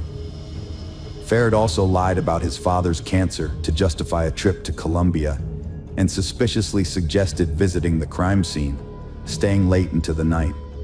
The detective conducted a thorough examination of the camera recordings, interpreting the footage and drawing his own conclusions. He observed that the criminal's behavior was unusual. Juan appeared frightened and seemed uncertain about what was happening, while Brian approached Ferd and lifted him up, but didn't directly threaten him with a gun. It seemed like he were acquainted and were acting in unison. Next, Ferd moved behind Irene, who was sitting at the table, in a peculiar manner. When she reached into her bag to retrieve her wallet, the gunman looked at Ferd as if waiting for a signal. It's unclear whether he received any kind of sign, as the victim and her husband moved out of camera view shortly after the shot. The man chased the killer, but in the expert's opinion, he deliberately allowed him to escape. However, this assertion can be disputed, as Brian was armed with a gun, and Ferd could reasonably have feared for his life. After the chosen one was declared dead, the man's behavior raised questions. Despite the tragedy, he appeared composed, giving interviews to reporters and discussing details of the event, without showing visible signs of distress or grief. Another puzzling aspect was his decision to inform Irene's 14-year-old son of his mother's death, rather than contacting her mother, uncle, or other adult relatives. According to Maria Lucas, this choice was deliberate, intended to inflict pain on the teenager, as punishment for not respecting the stepfather's authority. Irene's uncle, Pedro Lucas, was the first to speak out in the press, sharing his suspicions and the investigation's findings. He believed that Ferd had planned the trip in advance, luring Irene into a trap. The stolen money was allegedly used to hire a killer, and Ferd intended to assume guardianship over the children and take control of his late wife's business. Ferd's mother came to her son's defense, insisting that he loved Irene and her children deeply and would never harm them. However, she inadvertently revealed a telling detail, mentioning that Irene's infidelity had offended Ferd's pride, suggesting a potential motive for the crime. A new development emerged concerning Garris leaving Spain, allegedly using fake documents to do so. This was noteworthy because he was not allowed to leave the country at that time, having recently been released from prison on parole. Garris denied this information, claiming he left Spain legally and that Irene acted as his guarantor. Irene's body was returned to her native Spain 12 days after the tragedy, and a closed casket funeral was held due to the decomposition of her remains. Hundreds attended the funeral, including family, friends, neighbors, and even those who didn't personally know Cortez but wanted to express their condolences to the family. The only person absent from the farewell ceremony was Ferd, who feared returning from Colombia due to concerns about potential retribution. Ferd claimed that his late wife's relatives had repeatedly threatened him and his elderly mother. Before flying back to Spain, he intended to request protection from the authorities to ensure his safety. He sought a protective order to attend the funeral, but his request was denied, and Garris decided not to take the risk. In response, Ferd filed a court complaint against his deceased wife's relatives, alleging they prevented him from returning home. However, Maria and Pedro Lucas denied his claims, stating they wanted him to return to Spain to face trial. New court proceedings focused on fresh claims against Ferd, questioning Dario and Carlos in a Colombian prison about their link to Garris and prior planning. Brian denied this, saying the murder was an unplanned result of a botched robbery, and he never met Ferd before. Dario admitted that he was under the influence of alcohol and prohibited substances on the evening in question, which explained his poor recollection of the event's chronology. Carlos, on the other hand, maintained that his friend had not involved him in his plans, and that everything that happened in the bar had been as shocking to him as it was to those they attacked. Juan seemed to be telling the truth, but Brian's words about who made the fatal shot raised some doubts. It was puzzling that, despite not committing the robbery, Brian ended up in prison, yet his sick child still received the necessary expensive treatment. Brian claimed that kind-hearted people who learned about his motive had helped him. However, the Lucas family lawyers attempted to prove that the €3,000 stolen from Irene, which Ferd had paid for her murder, were spent on the treatment, but this version was never proven. Garris decided to return to Spain only after obtaining a court order that guaranteed his safety. Several months had passed since the tragedy, and the media frenzy had subsided. Upon his return, Garris claimed to have brought investigation materials that proved his innocence in his wife's murder. He cited his main reason for returning as a desire to care for the children he shared with Irene, who had been under the care of the deceased's relatives during his absence.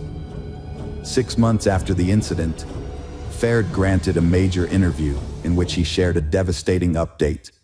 He had lost almost everything that mattered. He was unemployed, his passport had been revoked, and as a result, he was stuck in the country with no way to leave. To make matters worse, his friends had abandoned him, and his late wife's mother and uncle had forbidden him from seeing his own children. Ferd repeatedly clashed with Maria and Pedro Lucas in court, alleging that they had threatened him. Meanwhile, they tried to prove that he was involved in Irene's murder. Despite their efforts, neither party could provide sufficient evidence to support their claims.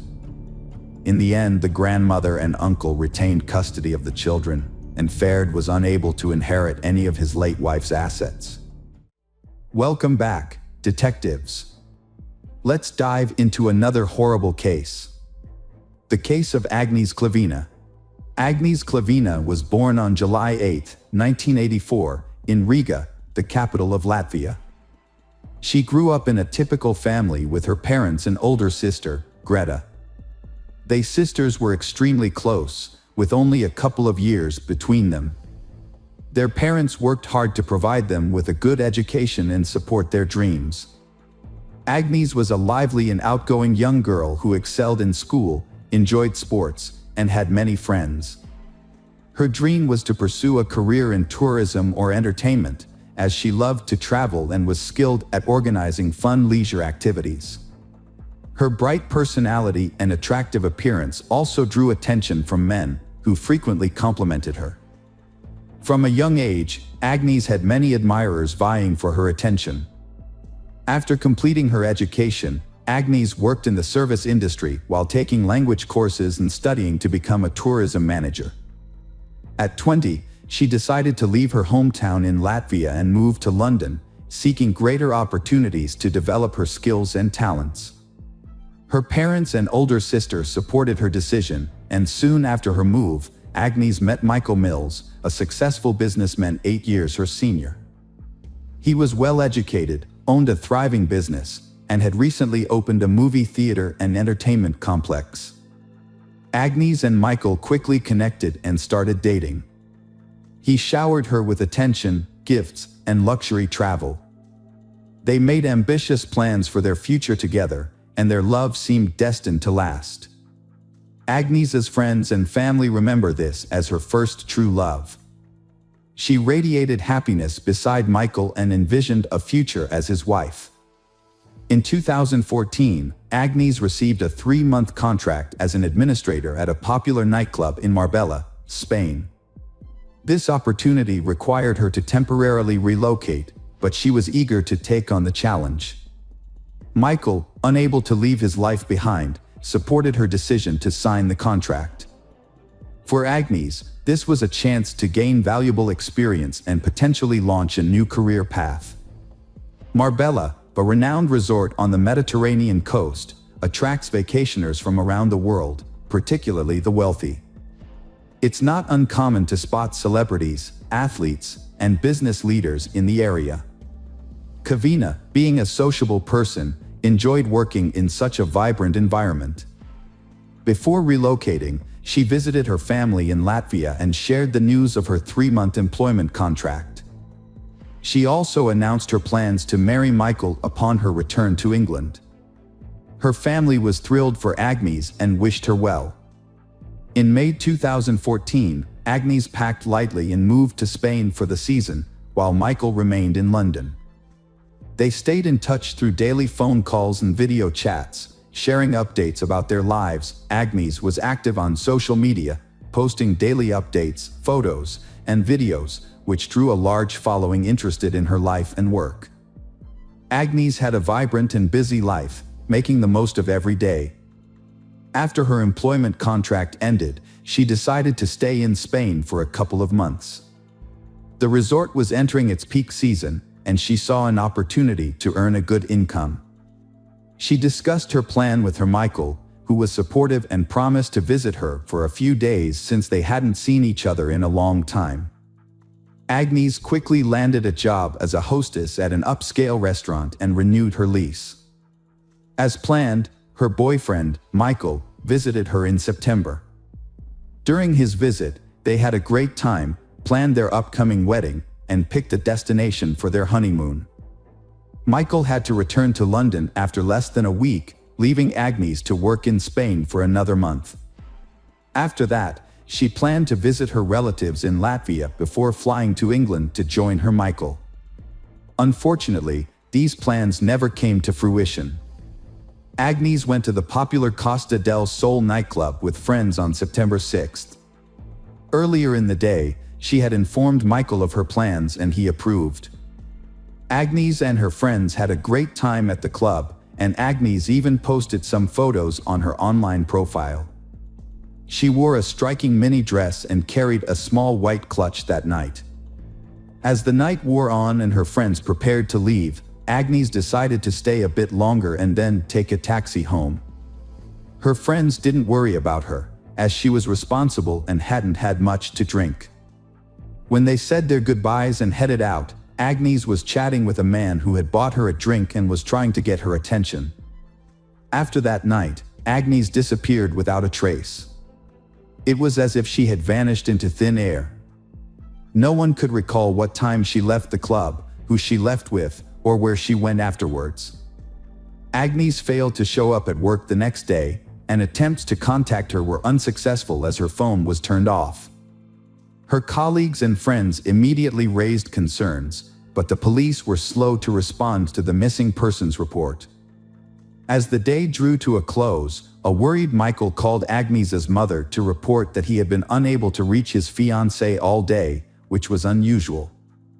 The following day, Agnes's parents and Michael jointly tried to contact the Spanish police to report her disappearance, but they were informed that a missing persons report could only be filed in person by a relative. Undeterred, Michael and Agnes's family booked the next available flight to Marbella. It wasn't until 5 days after Agnes's disappearance that her family was able to file a missing persons report. The investigation began with a search of Agnes's rented apartment, which appeared to be untouched, as if she had simply stepped out for a short time. Her documents, money, and expensive jewelry were still in place, the refrigerator was stocked with prepared meals, and several outfits were laid out on the bed, suggesting that Agnes had been preparing to go out, likely to the club on the night she vanished. To aid in the search, Agnes's friends and family distributed flyers with her picture throughout the city, and the media picked up the story, featuring it on TV news programs and the front pages of local newspapers. The police reviewed footage from CCTV cameras inside and outside the entertainment venue, but encountered a setback.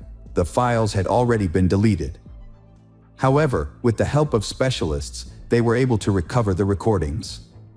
One of the restored videos, taken by a camera near the parking lot exit, showed Agnes leaving the club around 6 a.m. with a man. It was clear that she did not leave voluntarily. The final footage, which showed Agnes alive, was thoroughly examined by experts. However, the more they studied the footage, the more alarming it became. Agnes was seen being led by a man to the parking lot, clearly under duress. He had a tight grip on her waist, and Agnes looked frightened. She attempted to break free multiple times and appeared to be saying something emotional, but he persisted in leading her to a Mercedes A63 with tinted windows. As he forced Agnes into the car, it became clear that another person was already inside. Meanwhile, the first man got into the driver's seat. Agnes temporarily managed to open the car door and tried to escape, but he who had been standing next to her, likely the doorman, intervened and pushed her back into the car at the driver's signal. In return for his assistance, the driver appeared to hand the doorman something, presumably a cash reward. Agnes's phone was turned off 6 minutes after she got into the car, and it was never turned back on. The vehicle's subsequent movements couldn't be tracked because there were no CCTV cameras along the route. It became clear that the men in the cabin were the last people to see Agnes before she went missing. Despite this, the case was shrouded in secrecy from the start. Everyone involved in the investigation signed confidentiality agreements, and information was kept from the press and even Agnes's loved ones. For the first few months, Agnes's parents and Michael were left in the dark, with only vague updates that the investigation was ongoing and that it was too early to draw conclusions. As time passed without any word from Agnes, hope began to dwindle. Agnes's fiancé, Michael, periodically gave interviews pleading for help in finding her, but no one ever came forward with information. It wasn't until 6 months later that Agnes's relatives were finally shown footage from the club's cameras and given the names of the 3 men who had last been in contact with her. Wesley Capper, the son of a wealthy British millionaire, was identified as he who forcibly removed Agnes from a club and pushed her into a car. Wesley Capper was accompanied by his longtime friend, Craig Porter, who had no specific occupation and had previously been on the police's radar. A third man, Cyan Usman, a dark-skinned doorman, was also in the car. Under interrogation, all 3 men claimed they were innocent, stating that Agnes had voluntarily gotten into the car. According to Wesley Capper, he and a friend had met Agnes at a club and approached her to strike up a conversation. Wesley Capper claimed that Agnes was already intoxicated, but this contradicts the testimony of her friends. He also stated that Agnes had accepted a drink from him and his friend. Capper then invited Agnes to continue the party at his luxurious country home, which she allegedly agreed to. However, Wesley Capper claims that Agnes changed her mind once they were in the car and asked to be dropped off in the middle of the road, stating that she would take a cab home. Wesley Capper claimed that he dropped Agnes off at her requested location, which was an unlit stretch of road with no CCTV cameras. Craig Porter couldn't confirm or deny Wesley Capper's statement about Agnes's presence in their car. According to Porter's own admission, he was also extremely drunk and didn't know how or when Agnes got into the vehicle. He fell asleep shortly after leaving the parking lot and only woke up to find Agnes was no longer in the car. The doorman, Sean Usman, confirmed that Agnes was intoxicated, but he couldn't say if she voluntarily got into the car. However, he did say that when the car moved, Agnes opened the door and nearly fell out. The driver then asked him to close the door, for which he received a large tip. When questioned, Sean Usman said he didn't think Agnes's attempt to get out of the car was an escape attempt. In his opinion, she might have accidentally opened the door due to her intoxication. He also noted that Agnes didn't scream or ask for help during the incident. The security footage clearly shows Wesley Capper forcibly leading Agnes to the car, holding her by the waist and wrist. However, Wesley's defense is that Agnes was dizzy and he was only holding her to prevent her from falling. Later in the investigation, another unsettling video came to light, shot in the south of Spain, specifically at the Puerta de la Dua in the Su Grande Marina. The footage was of the luxury yacht belonging to John Capper, a millionaire and the father of one of the suspects.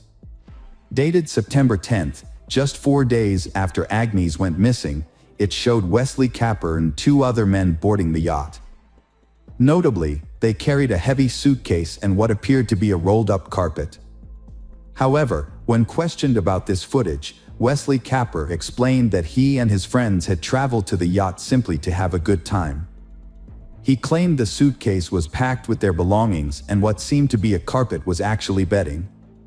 Wesley Capper failed to account for where everything had gone, considering none of these items were seen upon their return.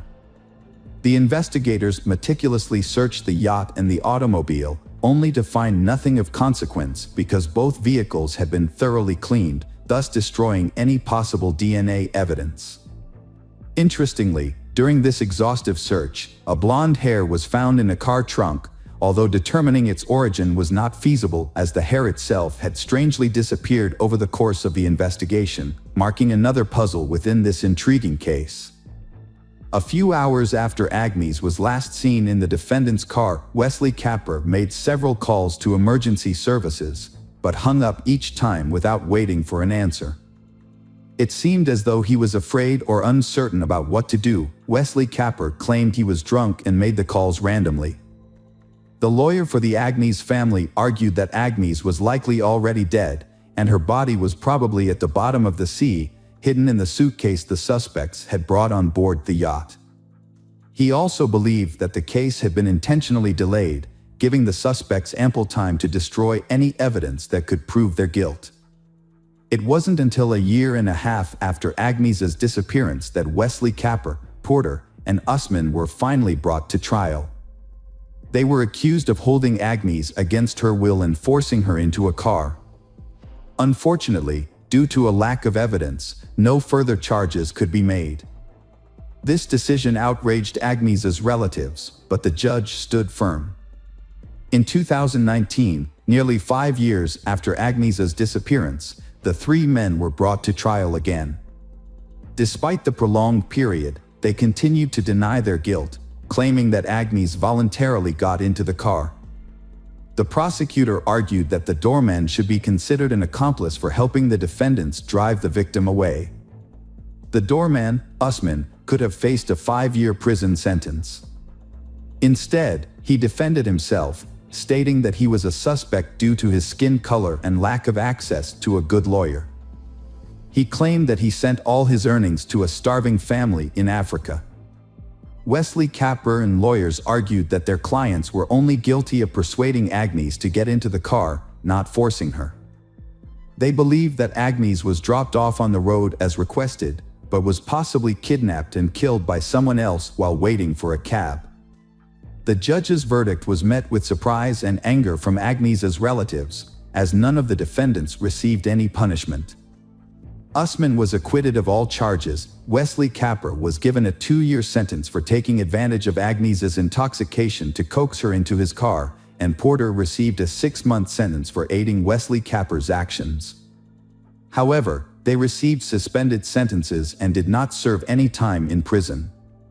Instead, they paid Agnes's family £101,000 in compensation. Agnes's family was unhappy with the outcome and decided to appeal. It later came to light that the defendants had both committed further offenses while awaiting the court's decision. Wesley Capper, who was intoxicated by alcohol and drugs at the time, hit and killed a woman with his vehicle and then fled the scene. Meanwhile, Porter and a friend, who were also intoxicated, stole a car after violently assaulting its owner. Wesley Capper received a surprisingly lenient sentence of probation for his serious crime, thanks to his lawyer's skilled defense. As part of his sentence, he paid a substantial amount of compensation to the family of she he had killed in a car accident. In contrast, Porter was not as fortunate and was sent to jail, although the exact length of his sentence is not publicly known. Nearly 7 years after Agnes's disappearance, the prime suspect in her case finally faced consequences. However, it wasn't the law that caught up with Wesley Capper, but his own destructive lifestyle. Years of substance abuse took a serious toll on his health. During the -19 pandemic, Capper was hospitalized, and after beginning to recover from the illness, he suffered a stroke. He passed away on July 26, 2021, at the age of 44. At that time, Agnes's parents appealed to the court again, but unfortunately, the suspect had since passed away and could no longer face prosecution. Despite this development, the case was still before the Supreme Court, although a new turn of events would arise 9 years later, long after Agnes's fate had been presumed, her body never found, alive or dead. Following this, her parents, sister Michael, and their lawyer converged on a plausible theory. It suggested that the perpetrators had likely disposed of Agnes's body in a suitcase that was secretly boarded on a yacht, eventually dropped in a distant, undisclosed part of the open ocean. In mid-June, a gardener at the exclusive Lita Golf Club in the Costa del Sol region discovered a mysterious object near the coast while cleaning the area. Upon closer inspection, the object turned out to be an old, badly damaged suitcase. The gardener did not attempt to open it and instead called the police. When law enforcement officers opened the suitcase, they found human remains inside. Further examination revealed that the remains belonged to she, approximately 25 to 35 years old at the time of her death. It was also determined that the suitcase had been submerged in water for around 10 years before washing up on the shore. Based on these findings, the police hypothesized that the remains might belong to Agnes, a woman who had gone missing 9 years ago. To confirm this theory, investigators are conducting DNA tests to compare Agnes's DNA with the remains found in the suitcase.